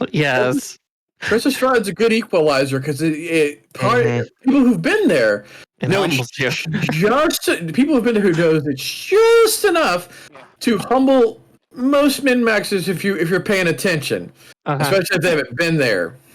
Yeah. And Strahd is a brilliant villain. Oh, he absolutely is. He's an antagonistic. He will happily goad the party. And you could watch that min-maxer go to fight into Strahd, and Strahd's like, you know what? I'm noble enough to beat your ass right now. And he will happily do it. And then he looks at the rest of the party and goes, I've made an example of this person. Would you like to carry the drum, or am I going to be able to leave? If they want to fight him, well, that's very unfortunate, because when he leaves, after he whoops the rest of the party, you better hope somebody rolls a 20, because no one else is getting up. Yeah. Yep. I remember seeing Strahd, and I went to pull my sword, I fought better of it, and Strahd's like, good choice. Yeah. Another memory with that was I was asked a DM for a bunch of kids, and we know you hate children, but just one day we need a favor, literally it was 4 10-year-old girls, still got the unicorn stickers and everything. Literally it was typical 10-year-old little schoolgirls. I'm like, okay, so what kind of game do you want to play today? And they all were like, Curse of Strahd. I'm like, what? Oh no. What? Oh no. You just look at him and say, where did you learn this? Who told you this? Who did this too? Children, why? I mean, Uh, at the same time, you just want to look at their parents like, you did good. Yeah. he phrased them well, but what caused this? It's like, you're raising your children right, but why did you tell them about Curse of Strahd? You're going to break their innocent souls. Yeah. You could have just told them Santa's not real. That would have been less painful. That was literally the one reason way I can say, well, I killed children today and I get arrested. I mean, Yeah, phrases out of context. Yeah. I mean, being technically correct is the best kind of correct. Yeah. Also, one more story. People are shocked. I actually did one time. I did a 50-player game once. Oh dear God. Oh, As you know, it's really impossible to do more than like 7 people. You know, it's really hard. Yeah. So like, but basically, it was like we're all like level 1 in Curse of Strahd's domain. Ravenclaw, what was it called? Ravenloft. Ravenloft. Yeah, Ravenloft. And essentially, we would be playing until every week until we would play until 10 people got killed. It was like weekly eliminations. So Fair. yeah, so eventually, like, who's gonna be like the final survivor? And I made the night 2. I was 39th place, unfortunately. Yeah, like I was being chased by a demon clown in the woods, you know, and I hit by a tree, thinking I was safe, and then the tree ate me. Yeah. Yeah, Get wrecked. yeah. So I guess we're done nostalgia about D&D. Yes. Apology for the huge tangent and rant. I threw some in there too. So now let's keep going. Let's get back to Ubisoft. Yeah. Ooh, something farming sim related, I'm assuming. Mm-hmm. Oh, Defiant but- X. Defiant? yeah. Do Defiant X. they make Yeah. Defiant? Yeah. Yeah, Ubisoft made Defiant X. But yeah, no, Farming Simulator beat the shit out of their numbers. Oof. Well, okay, so for the uninitiated, what is Defiant X? It's basically like their if memory serves, it's like a 3-man crew looter shooter kind of thing. So they are attempting to make an Apex. I believe so. It's called Defiant X, right? Not the other way around. That's Defiant. Yeah, that's the other way around. I don't watch Show logos like that, but Oh, formerly known as Tom Clancy's X Defiant. Yep. Oh, that is a bad sign if Tom Like, Clancy they left had his name off that thing. They had Yeah. their Watchdog characters in there. Oh no. yeah, I thought that was an interesting choice. Like, okay, a hacker crew in this shooter. Where was it? Me and Tilly, when we first saw it, was like, why don't it take up people from Siege or something? Oh yeah, they were thought about doing Assassin's Creed characters and even rabbits. Yep. So to make sure I'm completely on the right page here, you're telling me a free-to-play game got whooped by Farming Simulator. Yes. A literally cost me nothing. Yep. Yeah. I guess we'll start with that story. Yeah, it's fine. It's getting shut down. I think after like just over a year. It didn't last very long, but I think a year almost to the day. Basically, came out and it was everyone was like, "This seems perfectly okay. Nothing wow about it." And then a month later, Call of Duty came out. And yeah, it destroyed them. And yeah, so it's basically a crossover game of all Ubisoft's franchises in a looter shooter. And I say this is totally average, and not to mention that in fact they were actually not only was it free, but they were actually giving you in-game currency every time you logged in, just to spend on their skins. But the skins were so fucking dumb and boring. You know, you want a blue shirt or something like that. Yeah, like you get $9 worth of in-game currency, but like you got nothing to spend it on. That's worth it. You know, basically, yeah, Call of Duty basically bad release window. And there's only room for so many like looter shooters in this in the world. And so yeah, If you're gonna try to enter the market, you need to make something that is going to stand out. yeah. Yep. Yeah. Oh my So not god. only is that studio getting shut down, but 2 other production studios from Ubisoft and 300 people are getting laid off. I, Um, Poor dears. the other stories in this was that. Oh, so when I looked up Farming Simulator and their numbers and all that, I got an image. Apparently, that is a peripheral thing you can buy that you can actually own for your enjoyment of Farming Simulator. It is official on their website. Is a little Farming Simulator beacon light. Farming Simulator has a bit of a cult following, so. I could just imagine that sitting in somebody's room as they're playing Farming Simulator, and it starts going off as they're backing up or doing whatever. You beat me. You got me. yeah. I could not fathom this. Yeah, I couldn't fathom it. Continue. The headline is Farm Simulator makes $2 million in a week and then makes fun of Star Wars Outlaws. I do remember that. I just looked over because I was talking to my roommate a little bit. Yeah. I saw the thing that Punky shared, the beacon light, which actually is kind of legit. I'm not gonna lie. But I remember watching a video by the Spiffing Brit. He did a farming simulator video. They advertised a big farming equipment convention, I believe in Birmingham. He actually went. Like they advertised it in the game, saying it's at this date at this place. He actually went. He went to a farming convention because of Farming Simulator. I'm like, okay. So we made a video sometime. If you can find it. Oh yeah. Oh, you'll love the Spiff. You'll love He's the pretty. Spiff. He's pretty entertaining. I need more. Mhm. I need more British content creators to follow. Oh, I got he's a very pile of them. British. I have a sardonic British game commentator hole in my heart still. Nice. Oh, I need to Fluffy fill that Biscuit. one. Yeah. Yeah. Rest in peace, glorious king. We didn't deserve Total Biscuit. We didn't. But no, I will send you that farming simulator video he did. You'll love it. Because he's a video game exploiter. That's what he does. He exploits video games, and it's fucking amazing.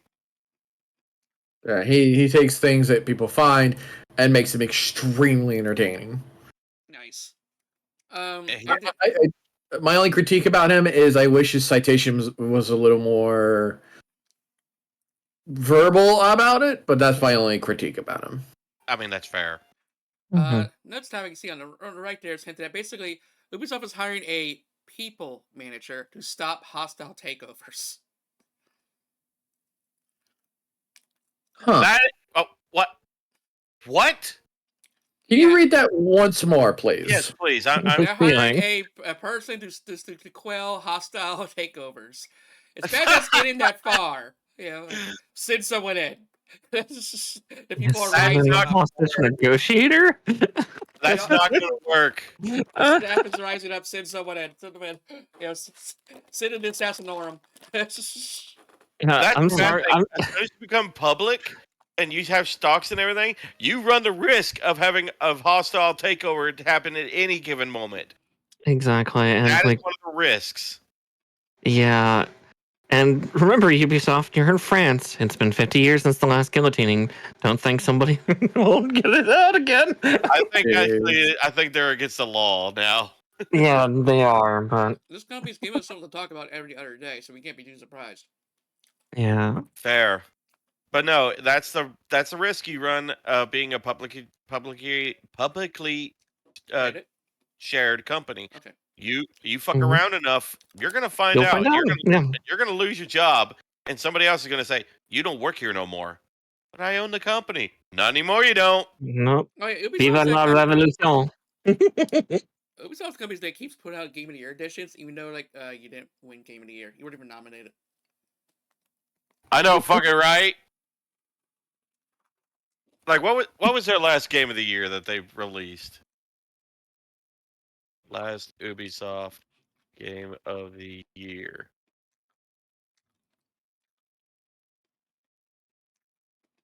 Ubisoft doesn't have a recent Game of the Year awards, but here are some of its recent games: Assassin's Creed Mirage, Nexus VR, Avatar's Frontiers of Pandora, Prince of Persia, Skull and Bones. Get the fucking shit off my screen! Oh, I laugh because they have not won Game of the Year in a long time. You say screen, it comes up to the next topic.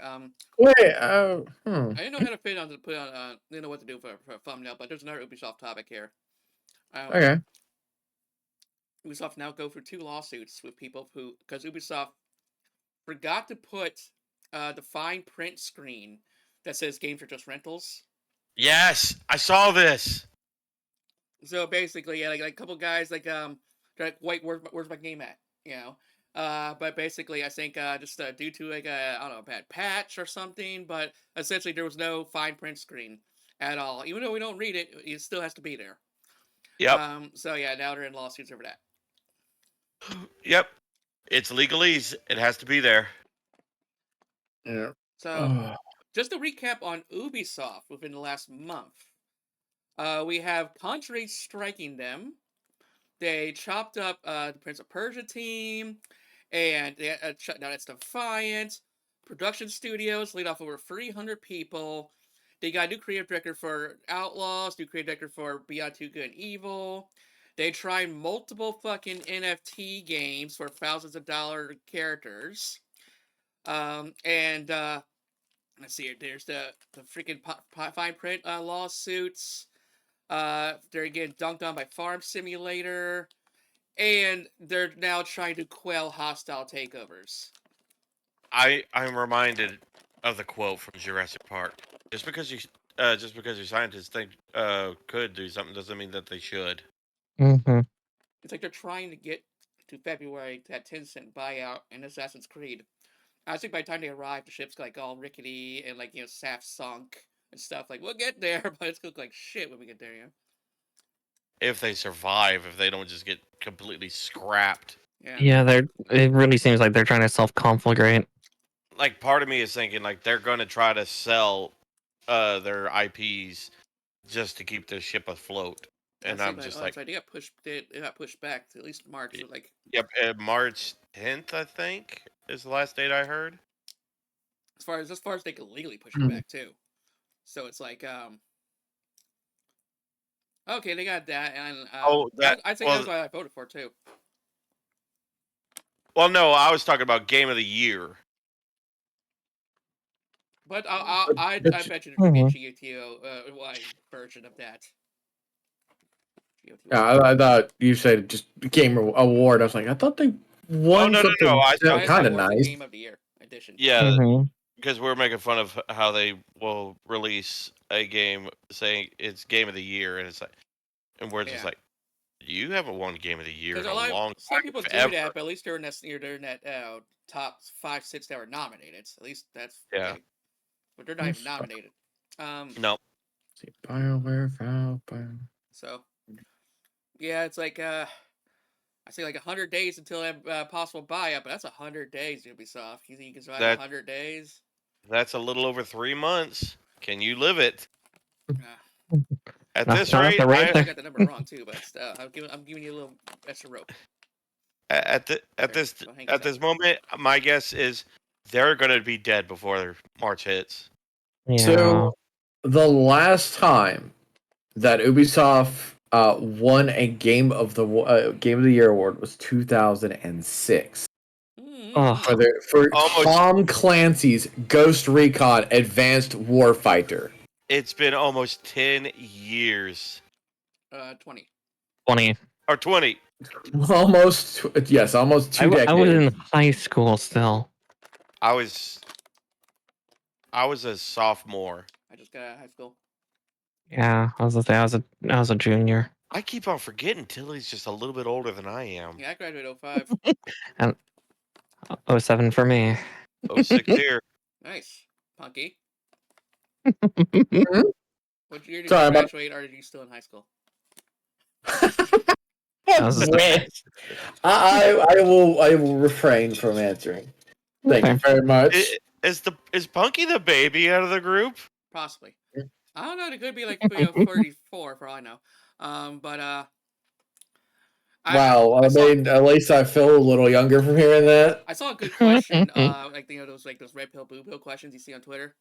Yeah. Like, would you rather go back to your 10 years old but you retained all your knowledge, or would you rather go back to 25 but you got 50 million in your bank account, but you don't retain 25. but you don't retain your 25 in a knowledge? heartbeat. Yeah, Yeah. 25. it's Give me like the money. yeah, it's like I mean the idea of having 15 extra years alive and you could possibly like make a second shot at something else because clearly this path failed.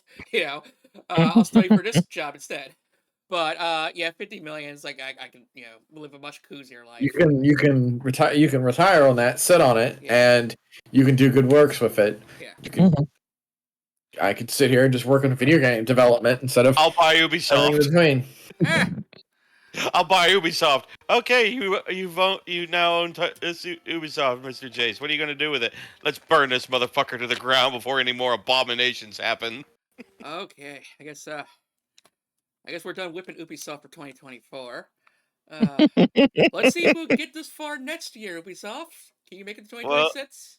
unless they fuck up royally between here and New Yeah. Year's. Oh yeah, it's right. Ubisoft, you got 10 days. That's at least 4 news topics. Yeah. Oh man. Please fuck up on New Year's Eve. That would be a great birthday present for me. Yeah.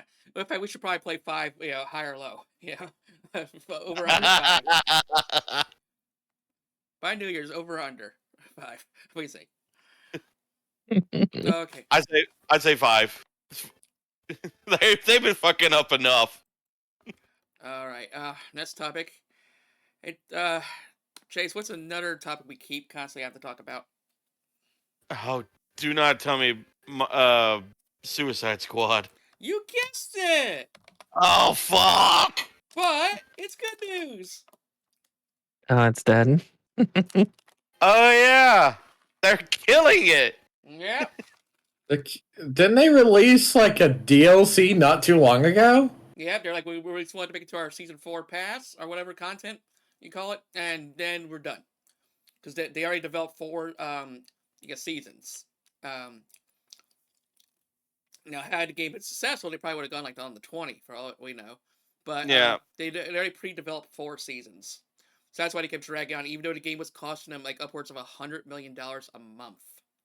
It was ridiculous how much money these guys spent on this game. It was a money like inferno pit. Yeah, ridiculous how much they spent, and then like I say, it was costing them over $100 million a month.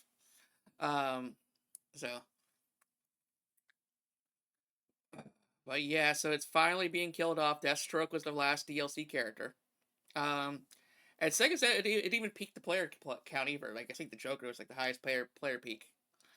That's a shame. And from what I heard, a lot of people were still mad at this game because, from what I understood, this was Kevin Conroy's last appearance as a Batman before his passing. Yeah. Technically, he's also going to be in a crossover like one of those Justice League games. So, but no mainline Batman game. Wait, Yeah. how are they going to have him be in a crossover game? He already did his lines. Justice League game, So they already have voiceovers lines. So. Yeah. But don't tell me they're taking lines from previously recorded things because I am not. No. So typically for games, voice stuff is done like. Yeah. Especially for bigger title ones, it's like 5-6 years before the game finishes. Okay. Yeah. Like Mark Hamill and Kevin Conroy stuff that they did for like Arkham City was done like 6 years before the game came out. Okay, because I was about to say, like a little data bank library. Like we still have James Earl Jones like voice lines we haven't even heard yet. Yeah. Because I was about to say if they're gonna do what they did with Princess Leia, I forget her name now because I'm a terrible person. Carrie Fisher. Like what they did in what was it, the second Star Wars? Yeah, episode 8. Where they just basically superimposed her image into the movie. I'm like, no. Yeah. But yeah, should have been a single player game to begin with. They really could. It's a shame because Suicide Squad's a very interesting story when it comes to all that. So it's kind of sad that they basically banged their heads multiple times. I didn't learn the duck and just listen into their fan base. And one of us apparently it's a bio break. I think we could cycle taking bio breaks as we talk about our next one, because this was more of a discussion than a news topic here. Okay. Okay. Sure, yeah. This one How- here. How did she? You know what? I'm not even gonna ask. I'm just. But so basically, just the discourse, the controversies, and the discussions about the Game Awards results. Let's see. Let me actually pull up my Game Awards. Just so everything comes off the top of my head. Game Awards 2024 results. Also, I brought up earlier, but I think I kind of want to do a pod episode about us tier list ranking all the Game Awards winners. Oh yeah, I remember you telling me about that. That can be fun. Yeah, we'll Alright. have to get everything lined up, but yeah, we could do that one later on. Okay, so see, let me scroll out to the bottom. Let's Right. see. No one cared about esports. You go to your bathroom break. And Okay. kind of compare. No one cares. But yeah, so yeah, most people are excited for GTA 6. Like, they're like that. They're saying that's the guaranteed win of next year. Doesn't matter what I they mean, come out with. unless it's the second coming of that Jesus guy, I have heard some things about something that happened in the Game Awards. Oh, It's a little bit of a hot topic button though. what's up? You remember the guy that came out, Amir? What's his nuts? Who made the? Yeah. Apparently they weren't too horribly honest about their professional past.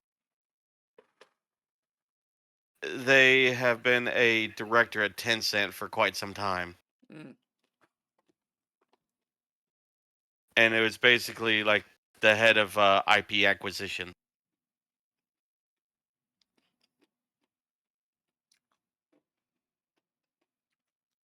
I was gonna say, yeah, I just found his LinkedIn profile. Business development director at Tencent Games in North America, brings nearly 2 decades of experience to the table. And how long has he been at that Tencent? Doesn't say, but he also used to work with Amazon Yep. in Prime Gaming and Amazon So Games. it was the whole, oh, I wanted to be a part of the game industry. It's like, and everyone's like, motherfucker, you've been in it. Like, and with the IP acquisition and everything, all the layoffs and everything, it's basically partly on his hands as well. And they put him in front of all these devs and everything that laid off all these people and everything, and it's just like we had to lay all these people off, and you had to, you basically sent them back to other places where they're going to get laid off again. So, yeah, it's been a bit of hot topic or a hot button debate about him getting that award.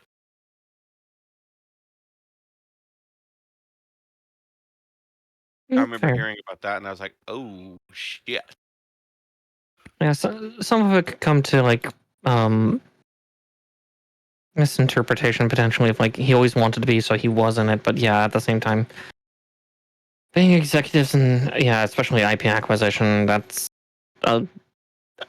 something that helps create the problem that Yep. he then tries to fix afterward. Which it's like, okay, noble that you're trying to help afterwards, because that means that again, it could potentially be, despite him having some of that layoff power, it's probably not just him. So Oh no, while it's trying to not do solely. good after, It's not it's solely still on his shoulders, I admit, but mhm. it's still pretty sketchy. It's gray. It's yeah, it's messy, as with Also, most things. also, Tilly, I'm being bad. What's that? I have a monster. Oh, nice. I rarely have these things anymore, mainly because I've been drinking my gamer subs and everything. Yeah. Mhm. And I was like, fuck it, it's a weekend. I'm gonna be bad. Oh yeah, like I mean, to brought up gamer subs, just get into a little bit of political discussion. But G Fuel just recently dropped Demion because I he's saw that. kind of a right wing racist guy. Mhm. So it's like yay, freaking like G Fuel's good. G Fuel's for us. That's what these. Yeah. Uh, Mhm. they doing right. I Yeah. wouldn't really say he's more. I I know would say he's he's not more racist, but he's centrist. definitely right wing. Yeah, right leaning. I mean, I'd still say he's more central than anything else. But I've also been called an alt right person as well, and I'm like, I'm centrist. If anything, I'm right of center. I'll But give him right lean. But he's definitely made too. When you make too many videos making fun of the left, then you lean right. That's just the indicator. Even you can't know it, but that's totally an indicator. Like Mhm. like when you suck enough dicks, you might be gay leaning. Just saying. Anyways, and speaking of Monster, a lot of these similar folks didn't like Witcher 4 reveal. Yeah, oh yeah. yeah, It's like the Witcher can't I, be a female. well I saw some things about the lore. Now, Yeah. granted, I'm not the biggest Witcher fan. I don't know the lore, but I guess she had like ancient elven blood or something. And they could, Mm, people who were saying they could have, leaned into that for yeah. her to gain Witcher powers and everything. But I guess from what I've understood, and granted, we don't know the whole story, but they might not have leaned into that because apparently, like her in like Witcher 3, I Yeah. think she was like stronger than a Witcher, Yes. Yeah, she Mhm. was kind of and everyone, overpowered. Like she would have been needed to be nerfed. Yeah, yeah, because it's she was just a Mhm. weak one of the. character. Yeah. It was like one of those things like this bitch controls, can, for lack of a better term, almost control some semblance of space and time. Yeah. Yeah, And getting that stripped from her somehow yeah, and we're just like, in the interim. Yeah, it's and like also, I'm fine with an overpowered female character. Just give it a story. oh, exactly. Yeah, and Yeah. that's going to be something that's going to probably also be present in the further Witcher games. Is Like she's still being pursued by the Hunt? The Wild like Hunt's still after her. give Oh, me they a resolved good that. coherent, give me a good coherent Oh, story, did and they resolve it? I was just asking if they did, because I never beat Witcher 3. So, I don't think they did. but like I've never played it either. someone mentioned, like the games are not canon, with the Hmm. books. So, and I remember when people always bitched about the show. I'm like, well, the show even said before it came out that it's going to be a different version. yeah, Oh So I yeah, was prepared for that. I'm like, why y'all bitching? It's not the same thing you expect. So basically, we have 3 different versions of The Witcher. Yeah, like yeah. but if you people want just the can't grasp that. pure version of The Witcher, read the books. Yeah. Yeah, Like that is the purest form of The Witcher, undiluted by anything. Oh, The book. exactly. Yeah, because especially like Witcher 3, there were just so many things where, yeah, this is no longer the Geralt of the books. This yeah. Yeah, is this is a whole new Geralt. exactly. Yeah, cause like in games adapting to where like you kind of make the lore digestible and fun, cause book you can be as Hmm. wild as you want. But games basically they adapt, and then the book Hmm. is made for certain. I mean the show is made for certain audiences. Yeah, So Exactly. basically, yeah, it's made to be marketable to certain audiences. So Exactly. you basically have Digestible in another three form. different versions made and 3 different mindsets. So. yep. Hmm. And like Yep. I said, for some reason, people just cannot fucking grasp this. Even Henry Cavill. Um, Excuse Hmm. me. oh boy, and so yeah, I'm looking forward to it. Uh, and then let's see here. Let's get through. Oh yeah, like a lot of people are excited about the new Elden Ring game. So Well, it's basically Monster Hunter with an Elden Ring coat of paint. yeah, but like Hmm. that's why I kept hearing about like I just like, okay, cool, another Elden Ring game. Whoop de yeah. doo. Hmm. I've already played the Souls game that the From Software game I wanted, and I already Yeah. beat it. And then you had the people who are bitching about Astrobot saying like it's just a big ass Sony ad. Like it's also the best platform in Yeah. years. Yeah, I mean it's a really solid platform. Like Yeah. seen some videos of naysayers. They're like, after they tried it, they're like, okay, is it game of the year potential? Probably, or is it game of the year material? Probably not. But is it a good platformer? Oh, you're damn right it is. Mm-hmm. Hmm.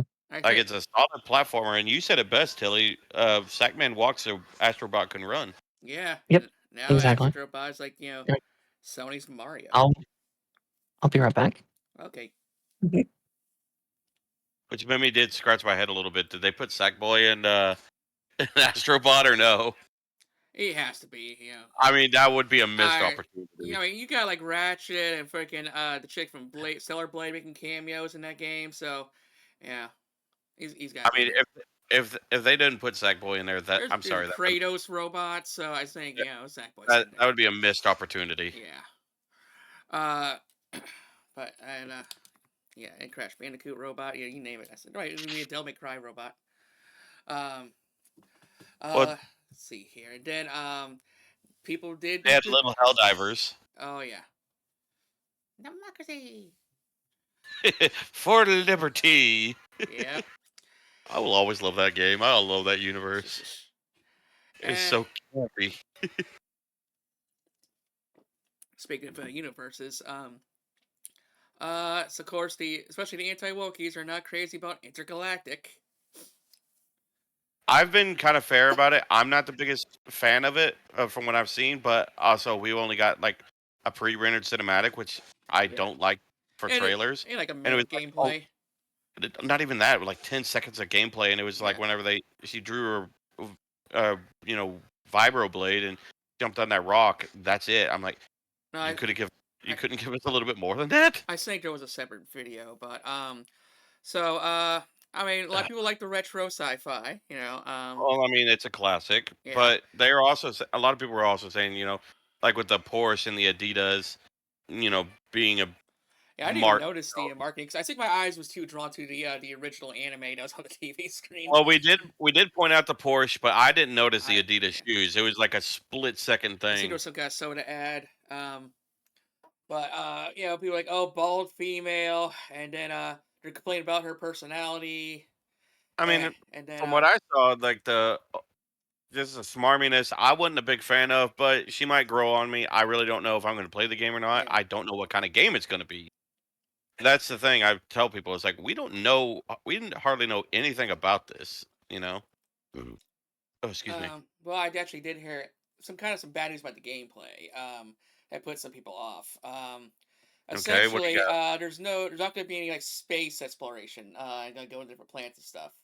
Yeah, I heard a little bit about the story. It's like basically people can't leave that planet because it's got like a big EMP field around it, Yeah, she and gets that's why people stranded, so can't. you're stuck on that one dark, swampy planet. Yep, and then that's what I've understood about like why the lore reason why no one has left that planet in what did they say over 600 years is because it's got like alien tech, basically being a big EMP around it where no one can get out, no signal can get out. Yeah. So I'm like, okay, I can fall with this. I can vibe with this. You're an isolated planet that you can't get reinforcements from. Okay, let's see where you go from there. But I don't know. It's like personality wise, and granted, we only have like 2 minutes of her personality, but to me, it's just like to her smarminess is like some point like it's just a little bit of smarminess I'm cool with, but it was just like whenever that one her I guess informant Yeah. was telling her not to go on that planet, and you just see her just sip on that Coke, and I'm just like, oh, okay, bitch, tone it down just a little bit. Huh. But that's just a me thing. Yeah. But I don't know. Like I said, I don't know anything about the game, and I might give it a try, but it's only if it kind of falls under the genre of games that I could kind of see myself playing. But but I don't know. Like I said, we know next to nothing about the game other than little tidbits of the story and the trailer that came out. Like I'm gonna give it a fair shake. It's just I need more info. I don't have enough Yeah. to work with. Yeah, I'm thinking like just like go back and watching all the Game Award shows. Just see what best ones like. Because I remember like last year's was terrible, but I probably like the trailers the Oh most. I love the well, trailers. oh But yeah, that was the only good part about it last year's. It was yeah, like so like way too long, too many Hollywood celebs. yeah, I kind of like right down the trailers. Like okay, what games was I most set? What games haven't came out yet? Uh Hmm. oh man. And And of course, Black Myth Wukong fans were sad. Yeah. Yeah, I saw that Mhm. the dev he got mad, basically saying I got brought out here, uh, didn't get anything. This is a big waste of time. Oh yeah, I can see Black Wukong's nominated for a Mhm. few things at least. See, I'm kind of at least 3 nominations. And that sucks when you get multiple nominations, and you get swept. Like Barucho, like won like every other thing it was in. Uh, Yeah, let's see here. But yeah, but so at no, least 3. but to an extent, I can kind of understand where he's coming from, especially like I don't know if the the head guy from Game Science had to foot his own bill, his own travel bill coming over here and everything to the States. Yeah, But if he did, granted, I know Black Myth Wukong has made millions of dollars and everything. yeah. Still, a round trip ticket from China to America is not expensive, or not. It's not cheap. Ah, It's still fairly expensive. yeah. Mhm. So, to an Depends on your extent, I company. can understand. To an extent, I can understand what his frustration. Yeah. Like I know a YouTuber who's his YouTube partner just paid for the freaking ticket. Um, Yeah. but like so, like yeah, cry, Black Wolf. Glad you didn't win. Uh, and so yeah, wait till Punky gets back, and then we're going to our final 3 topics. Yee. Mhm. Okay. I mean, I try to give everything a fair shake and everything. Yee? Unless you burn me, then I'm like, okay, fuck you. I don't care. That's a good question. I'm gonna read real quick, and then I'll ask you a question. Okay. Mhm. Well, I got one of the Twitch drops I was after. Oh, nice. Yeah, they're doing one for Halo the Master Chief Collection. It's a Oh, Sub-Zero sniper nameplate. I was like, might as well grab it. may as well. May as well. Um, Yeah. I got the Marvel Rivals drops that they were doing. The first Descendant ones, the Space Marine 2. And I think the only one the last one that I got that's still up is the stuff for Dark Tide. Yeah, Dark Tide. Okay. Yeah. Yeah. Twin Link, Heavy Stubber, Combat Blade, Spearhead, Bolt Gun, and a Shock Maul. Ooh. But now I'm working on one for Conan Exiles. It is a Primeval Crown. I think it's supposed to be a decoration. Fair. Fair. I was kind of happy that I got what First Descendant has been doing kind of a holiday event thing where you log in for 14 days and you get stuff. And I got my Ultimate Bunny character. So my Oh, question for you, nice. Tito, is aside from Warhammer Eternal Crusade, what other game has burned you? Oh God! Oh, Don't remind me of Eternal Crusade. You know how much money I dropped on that damn thing in the Kickstarter. Oh, I was so mad. Uh, What game has burned me? yeah. You're gonna have to give me a second to think on that one. No worries. Let's see here. Okay, on to our final 3 topics. And that's Okay. one probably my favorite thumbnail. And possibly one of the most serious topics though as well. Let's see here. Are you ready? How'd you get the tank on there? That's a good question. Please tell me it's just like an origami tank that has like a confetti cannon instead of an actual shells. Don't worry about it. It's Slug. I'm perpetually worried about that little demon. Oh, okay. Oh, this thumbnail. Oh hell! yee! Balatro. But something's. Uh-oh. Oh, I think Was a miss. Oh, right. Yes. This. Did got- they really? yeah. did. Peggy, why? Remember, It's a funny haha card game that doesn't even follow the rules. I think it's Because you don't because have a gambling. it does perpetuate gambling. Oh yeah, yes. believe I that. remember walking up to the table and I had my joker of perpetual motion that led me to turn my full straight into a super full straight and able to walk away with hundreds of thousands of dollars. Yes, I completely remember that being on the table and possible. Yeah, it was so easy. There's actually not a gambling element inside of Balatro. It's just a card game that uses real cards. All he has to do probably to get this Peggy 18 knocked off the board, change all the cards. That's it. Just rebrand it, all the suits. Just boom, rebrand all the suits. What was the reason, Tilly? So y'all are pretty spot on. Also, I got comment on this one. Like, I bet she likes cheating. She's hiding up the aces in her floof. Probably, knowing her. So, basically, Peggy is the European version of the rating system, ESRP. I can't blank on that one. And apparently they're pretty corrupt because now kind of like how when you if you go to the hospital and you don't have any money because they'll patch you up and heal you, but they'll still want charge you $1,000 even though if you can't afford it, they'll still patch you up. Yep. Apparently, Peggy or the ESRB will still give your game a rating, but they even if you can't afford to pay them. And because the Paltrow was made and ran by one guy, he couldn't afford to pay what Peggy was asking, and therefore they gave them an 18+ rating. Clearly out of spite, because it has prominent gambling imagery. And Poker cards. Paltrow shot back, maybe I should add some microtransactions, loot boxes, and real gambling. I saw that. To lower the rating. Just like EA Sports FE, which just came out and was given a ages 3 and up rating. And they have all of those, in the game. Whoa. And yet Paltrow gets an 18+, not having any of that shit. Yeah. Hold on, I'm looking at the Peggy rating for that. Are you kidding me? I can Yep. the link. That is dead serious.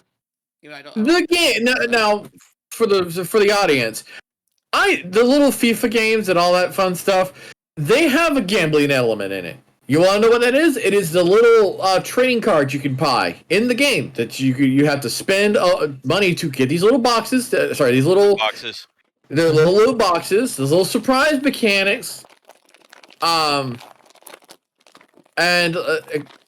I'm looking up right now. I am making absolutely certain what their current sitting Peggy rating right now is, because it's pain in the absolute keister. Why is this a pain in the butt? Oh, there it is. Peggy 16. Despite the fact in Balatro you don't spend a single dime other than buying the game itself, and I think all you do is unbuy the ads or buy a full copy for your little handheld, your handheld phone. I imagine it has ads in the handheld version. So you probably unadify your thing. Let me take a look. Or you can play EA Sports FC 24 Ultimate Edition for Xbox One and Xbox Series X and S, and buy literally gambling trading cards to make your team better than everybody else. It's literally a pay-to-win system. Peggy, it just... That is mind-blowingly anger-inducing. I like Balatro. I have a copy of it on my PC. It is a fun game. I bought it off of Steam, and I think it's a fun and a hilarious, fun game. I don't win very often. It is one of the few card games I don't actually get to the end very often. Am I infuriated with it? Yes, but for the good reasons. I like the toughness of the game. It's not that I don't count cards or I'm really bad at card counting or anything of that nature. I'm actually really good at that stuff. I'm not even seeing ads on this. I'm seeing it's $9.99 on. Now, granted, I use an Android, so I have the Google Play Store. But I'm seeing $19.99 rated for the ESRB. Everyone up 10 up. Well, yeah, because again, PEGI is the European system, so Yeah. you're not going to see the I'm not going to PEGI see rating for it. I'm not going Yeah. to see the EU version of it. Yep. Exactly. You're not going to see the PEGI rating. But like, this thing it's rated at a 4.8 right now. Oops, that's the ESRB. Why did I take Yeah. me to ESRB? I wanted to go to the PEGI. But I'm not seeing. Oh, I Oh, are you trying to find an image for the rating system for the? Yeah, you'd have to VPN your phone to Yeah, you'd European have to VPN. tagging. Yeah. But yeah, no, I like that follow up tweet that he did there because that's really good. Yeah, just to clear it up, I'm way more irked at the 3+ for these games with actual gambling mechanics for children than I am about Balatro having an 18 rating. These other games are rated properly. I'd happily accept the weirdo 18+. The red logo looks kind of dope. And that's a valid point to put it at. Is like, yeah, why are these ones that have legitimate gambling systems? Clearly, PEGI is corrupt because EA could properly pay them off. They're rich and corrupt. Oh yeah. And those to the fans whatsoever. Baltro's like I said, run by one guy who probably couldn't afford to pay their fee, and so they got mistreated. Mm-hmm. See, Which is a crying shame. Mm-hmm. So Tilly did post it in our chat. I don't know if it's going to be on the video. I'm pretty sure it is because he's really good at editing and so forth. Of course not. Mm-hmm. I will be a second verification. I went to the Peggy's info website. Yeah. I have pulled up not just EA Sports FC 25 being a rating 3, but the in-game purchases in parentheses includes random items. So gambling, yep. But I've also pulled up EA Sports College Football 25, rating 3, includes in-game purchases and including in-game random items. Yep. The previous one is the only one that got a rating 16. You want to know why? Violence, bad language. Yeah. Excuse me. Oh, so like you remember all those F-bombs in Balatro? Yeah. Oh, I'm sorry. That was UFC. My apologies. I misread. If you lost, you got your card, paper cut at the death. Yeah, they apparently have changed it since then because EA Sports FC 24 no longer PEGI 16. It's apparently now back down to PEGI 3. So FIFA 21 is now PEGI 3. PGA Tour is now PEGI 3. FIFA Legacy 21 Legacy Edition, PEGI 3. All of these games I have currently mentioned have in-game purchases that allow you to buy little packs to build your team, and it's all random. Well, I mean, here's the thing: money talks, and a lot of money can make problems go away. Is it good? No, it's horrible, and I don't wish it. I don't think it's right. Everybody, if you make a game, it should be rated. Every game should be rated fairly, and everybody should be able to accept critique on. Yeah. Oh well, your game is rated this way because X, Y, and Z. Yeah. To put it in perspective, EA is definitely slinging the money around because Honkai Star Rail, another game with a similar issue, the gotcha mechanic, is rated PEGI 12, which a little low in my opinion, but I think you literally go from PEGI 12 to PEGI 16 to PEGI 18, so it's kind of a gap problem there. Yeah, it's. But kids shouldn't have your credit card on the account anyway. No. Adults. Yeah. Agreed. Oh man, those stories break my heart here. Like, oh, my kid blew my entire life savings. Yeah, I remember. Back. I was so mad with my nephew. Because my grandfather, bless his heart, not really good at computers. Yeah. He was the one who did teach me how to get computers, but as he got older, retirement, he wanted to just veg. Sets himself an Apple account, lets my nephew get access to it. Nephew, being a kid, dumps $100 in games. Oh boy! I am super glad we caught on to that and fixed that problem. But that also made sure he never got access to anything that had a card attached to it. And Mhm. everything is all pre-purchased money from then on out for him. So yeah, I never Yep. like to share my accounts with nobody. Uh, but yeah, that's why I consider that one of the more serious stories of this edition. Yeah, fair. Okay. So I'm Chase, so mad. what's another company that we tend to talk about a lot? Oh fuck. Shit. I'm drawing a blank now. Okay, I I'll fill My in the brain blank. doesn't want to brain. It's a Japanese studio though. Oh boy. I think I know who.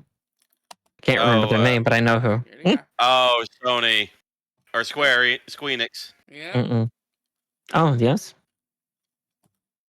All right, so what's up with the newest Final Fantasy? I don't.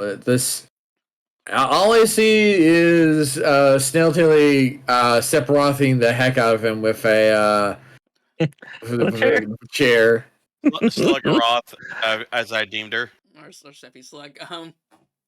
So Okay. FF 16 under sales was gonna make 300K. You know it's gonna make Square sad. And it's like, what do you expect? You try to put Devil May Cry combat in a fucking Final Fantasy game? Nah, it wasn't gonna work. It Yeah. was an interesting idea. Don't get me wrong, Yeah. but Mhm. it's just that kind of combat is too fast paced for Final Fantasy. Well, no, that's just not out there. You had Square Enix has done it many times before in multiple different games. There's Cerberus. You have the Kingdom Hearts series. Yeah. Final Fantasy VII is kind of trickling into that little weird notion. Yeah. Yeah, 7 Rebirth and 15 was like that too. You want to know what probably one of the big hurdles of the problem was? It's 170 gigabytes of space. No, yeah, Oh. no, that's definitely that could be a deal breaker Yeah, for that's a sure. big Yeah, computer. bloatware. I mean, that's Great. almost as big as base game Arc Survival Evolved. But and like also with games like say Devil May Cry, like games are kind of designed with that, like those nice linear levels with the environments that are built for that combat. Whereas FF16 is kind of more of an open world, open ended game. And it just doesn't really mesh well. Also checking right now. Yep, right now it says 152 gigs. Fucking hell. Yeah. Really? I have the Steam storage page for 170. Is that 152 for the PlayStation? No, this is for my version. I'm on Steam as well. But How are we getting different numbers? I was about to say, where's the difference coming from? How are we getting the different numbers? I don't know. I clicked the right click to install, and it brought up this will take 152.24 gigs. Yeah, then it uncompresses. Well, okay then. Fucking weird. Still though, Yep. that's closer to 200 as the 100 gigs. Still, it's a lot of space. Yeah. Yeah. So you got that, and but yeah, so Yoshi P was just really off the mark. He did some things good, but still, yeah, this wasn't a model Final Fantasy, and because Square always bitches that like our games underperform every damn time. Because first it was it was PlayStation exclusive, on like the worst selling PlayStation of all time. Yeah. Not to mention can't go exclusive these days, and so. And it's okay. Finally, got re-release it, and it's undersells again. But now it's over a year old. So, and yeah, I don't think people are gonna be remembering Clive as often as they do Cloud.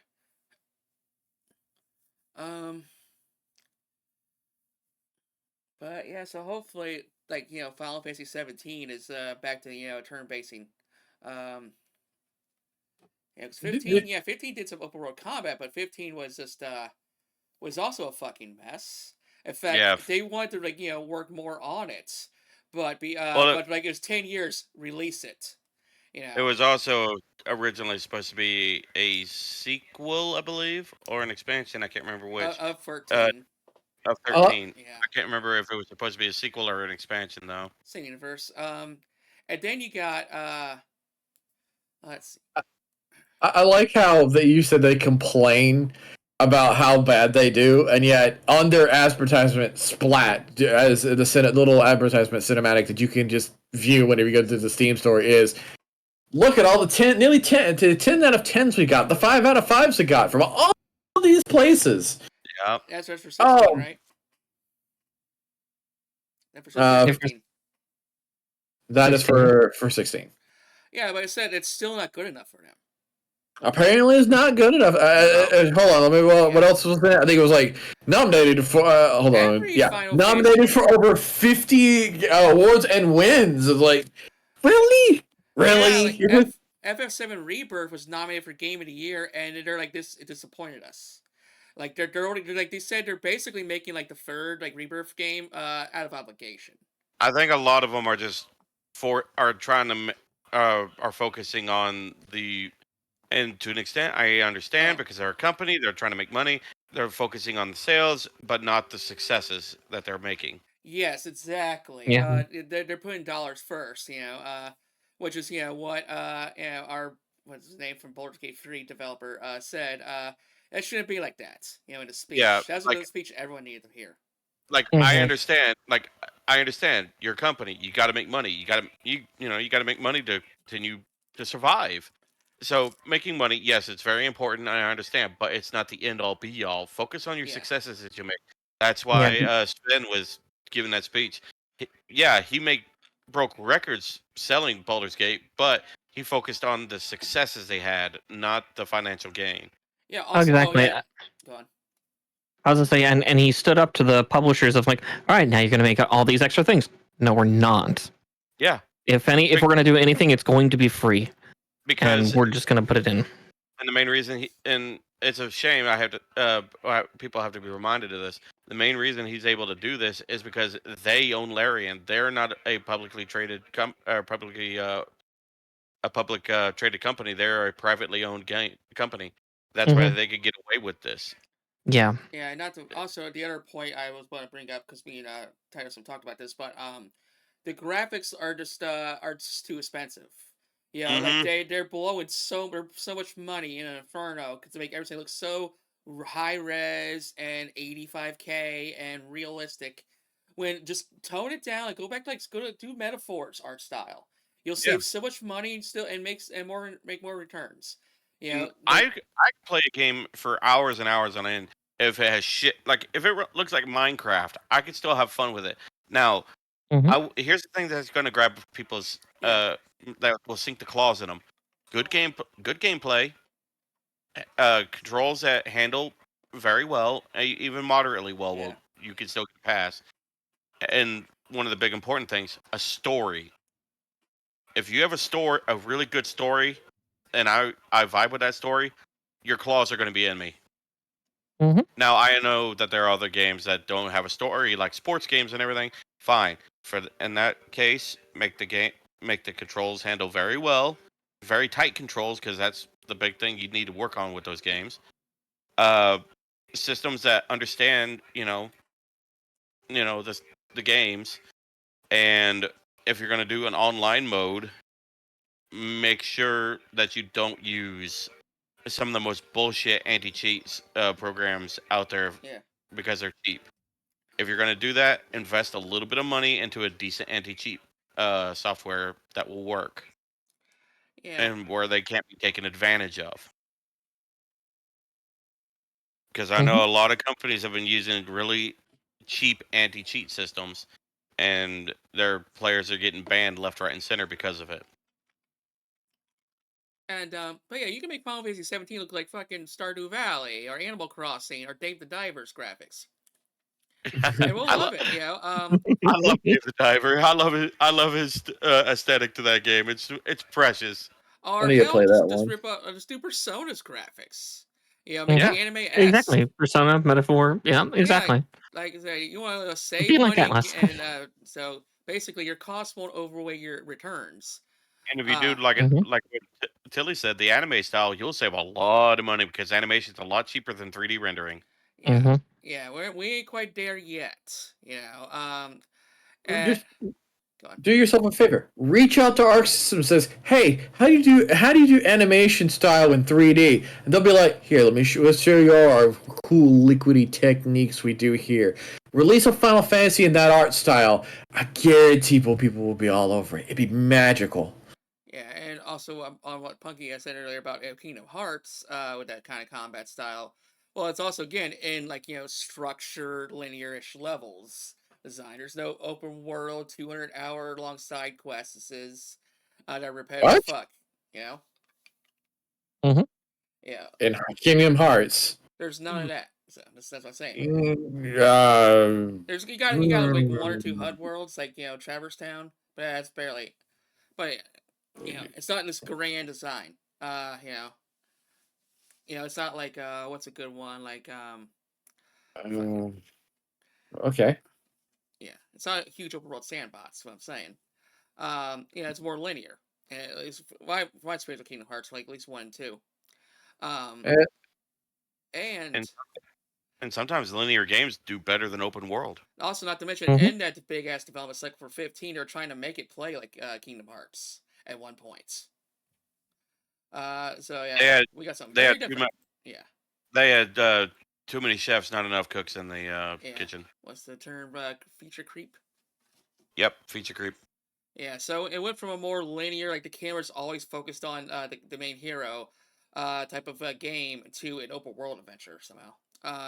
But yeah, and then after the 10-year point, like we gotta ship the game. When our free DLCs planned, just cancel them. Yeah. Oh man, like that game definitely overreached like all the art. Outside. Like I had a good time with 15. Don't get me wrong, but the last probably 5-ish hours, that's whenever you hit a wall, and it becomes very, very linear. But yeah, like if it was linear throughout though, that would have been fine. And like Final Fantasy before, it used to be a decent pace because like you would get like say 7, 8, 9, you leave the town and you have like a little HUD world you can run around for, but it's not that damn expansive and deep. Whereas in 15, you can get the level 90 in Chapter 3 out of 15. Yep. Yeah. And if you do it right, like if you get high enough level and invest points in the regalia and the upgrades for that, you could basically cheese the game and just let it run in the background. Like what I did, I set it on like the second highest speed of the game. Yeah. Where it wouldn't run into walls, and I'd have it where the characters could drive at night. And I had it on my PS4, and I used to have my hair long. I took one of my hair ties, tied it around a controller where it'd pull the R2 trigger down, and it would just have you manually drive throughout the whole world, not stopping once. And I had perk points where I would get experience and AP for just driving. I left my PS4 running for like 3 or 4 days. I came back, I was almost max level. Yeah, it feels like ever since we went from Squaresoft to Square Enix, they just forgot how to make Final Fantasy like Final Fantasy. Mm-hmm. But that's another podcast. Y'all ready for the final topic? Mm-hmm. Yep. Yeah. Okay, this one's it's a little cute. What's going on here? The console wars. Yeah, in a way, yeah. Let's see. We got the Switch #1, the most successful consoles of all time. Oh, Switch finally took first. Yep. In America, at least, never worldwide. No one's ever got outsold the PS2. But Switch finally beat the PS2, or should I say, the PS2 was finally dethroned, at least in one country. Small victory. I mean, it's been what 20 years since the PS2 dominated everything. Exactly. Yeah. It is one of the few hybrids out there that actually, only other hybrid that would be even remotely. No, actually, it's not. It is the only hybrid console. So yeah, it's in the top 3. Last time I checked. So it's nice to see that it's getting up there. Mm-hmm. Handhelds go a long way, but the handheld market is literally now just one giant. Valve was the only other quote unquote giant left in the handheld market, and the Steam Deck is expensive. yeah, you're spending a lot for a Steam Deck. Mhm. Yeah. It's like, At that point, you're buying convenience more than anything else. yeah, it's like, do you get more out of it than the PS5? I guess. But still, and oh yeah, we couldn't get fourth place off the stage. We just had to film around her. Yeah.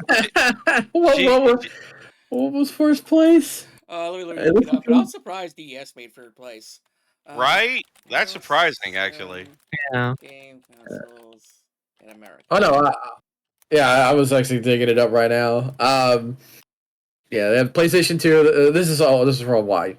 PlayStation 2 is still on the top, but only by 6 million units over the NDS, and then that is only shadowed by less than 10 million units by the Nintendo Switch. And obviously that is still, I think that could still be sold, bought, and gotten more of. And then you have that only beaten by the Game Boy and Game Boy Color. They're being kind of meshed together because they had a overlapping game Yeah. audience. Mhm. Game library, that's what I meant to say. Yeah, Game it library. was like the color came out very shortly after the original Game Boy came out. As far as production is concerned. Mhm. I do love that you have Slug took one bite of the Reese's and just fell asleep. Like, yep, one bite. I got the itis now. I'm going to take a nap right here. If we do by region, I actually let's see. By region. Let's see here. North America. Yeah, Nintendo DS, and the wait, units sold. Hold up, but units sold. Wait, what? Did they take over? Oh, I have it in reverse units sold. Whoops. I was like, wait a minute, something right here. Yeah, Nintendo, yeah, 56 million units sold. And the sales figures is from a couple months ago. Yeah, 56 million units sold, outshadowing the PlayStation 2 with 50 million units sold. And then you have the PlayStation after that. Then you have the Nintendo 3DS. Oh man. So. But it would have been unfair to have the PlayStation 2 and the PlayStation both on the podium. Yeah, no. Yeah. or someone's kind of biased. Who knows? It'd be basically having Usain Bolt race a guy in a wheelchair. It'd be that level of just that much of a defeat. Well, no, in the state in North America, the Nintendo Switch is number one by 56 million, like I said before, and you have the PlayStation 2 at 50 million. Then you have the PlayStation, the regular, at 40 million, and then the 3DS comes on at 26 million. So it does beat it by a chunk. That chunk. If we are gonna talk about that, they absolutely. I really wish. I will say this again. This is a market of retro ability, and just do it. Don't do Sega though. Don't do what Sega done. And they'll do what a Sega done. Sega took off the Sonic games and then smooshed them all into another game, and that's not fair to people. Because I own 2/3 of that collection, and I can't get the fourth piece of that collection because of what they did. Oh yeah. Don't do with Sonic Origins. I had a hunch, so I bought that shit up beforehand. Because I had the one that was my favorite, the Sonic 2 and Sonic 3 and Knuckles, but I didn't have Sonic 1. I have no reason to pick up Sonic 1 because it's me, the roughest cut of the pile. What are the console copies of that collection? Are they still safe? Console copies? You're talking about the Sega Genesis classics? Yeah, Yeah. There's actually a compilation on Switch. Oh, I did not. Okay, is the compilation a pack that you buy a pile of games, or is it Sonic Origins? That I don't know. No, it's a pile of games. I'll send it to you now. Okay, but yeah, when I I heard the news after the fact, and I was like, well, I guess I'm not completing my Sonic collection. Oh wow, a little irksome. But yeah, don't do a Sega Team / Sega. Don't do that. Don't do the Sonic Team / Sega. Release your games in a bundle. Don't get me wrong. It's not. Don't take what's already on the store off. Actually, Nintendo, just release an emulator for Steam and everywhere else, and release everything from the SNES era. I mean, all of it, every ounce of your collection from the SNES era and the NES era. And I guarantee you, even if you put them at $5 a pop, sales gone. Oh yeah, they'd be scooped up by the thousands.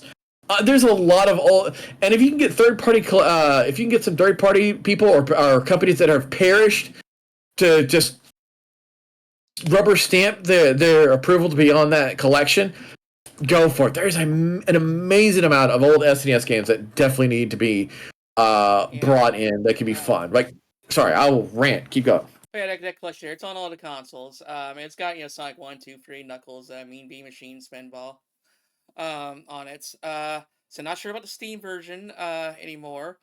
However, the Steam version also has workshop support. And basically everybody has modded like every Sega Genesis game into that collection.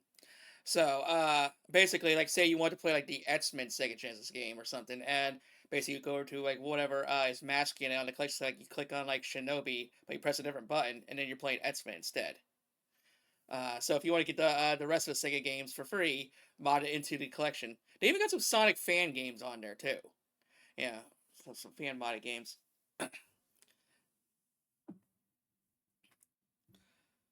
But so yeah, at least all Sonic games should be in the collection on console, and if you get the Steam version, at least you can use the workshop mod support to get them in there. damn it. So now it's all that's lost. But okay. But to reflect, what's up?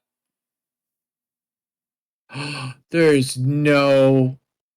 What's the name of the software that lets you play the old Sega games on Steam? What was it called? I don't remember. Oh no! No, not that one. The one that was released by Sega that lets you play the old retro games. No clue.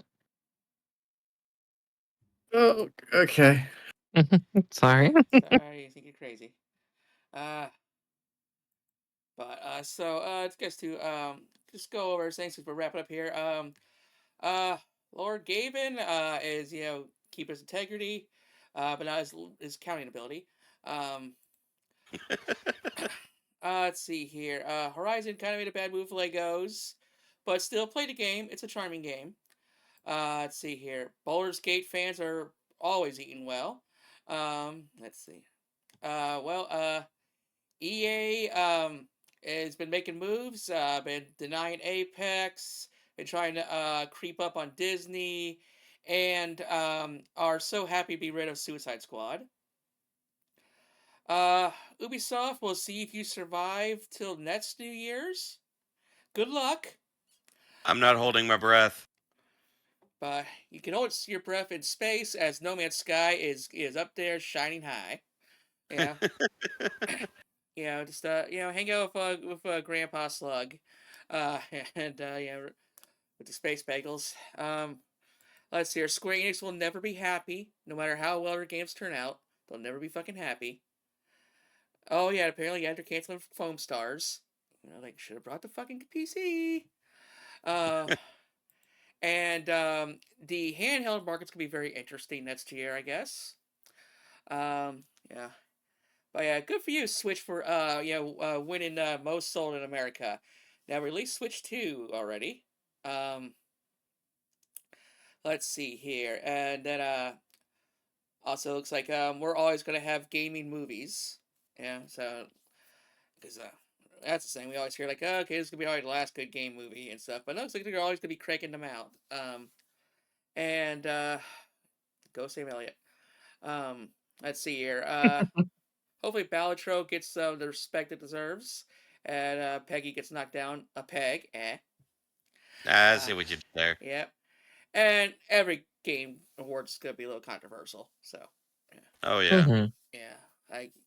We could probably do a mini series just like discussing all the game awards. Yeah, but we're just gonna do a tier list for now. Uh, but yeah, that was our last news episode for 2024. It's been a good year. Ever since we kind of started doing this regularly back in what May? May, Yeah, April, May, around yeah. there. It's been a good ride. Hope to have you dolls around in the future. Oh yeah, definitely. Yeah. What's funny is like I feel like I'm wrapping up a stream, so like I keep resisting the urge to type /raid.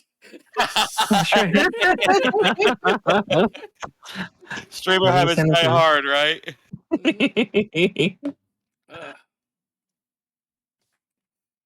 Okay. Yeah, Dons, have a good one. We'll see you in the next episode. Yep. Woo. Bye bye.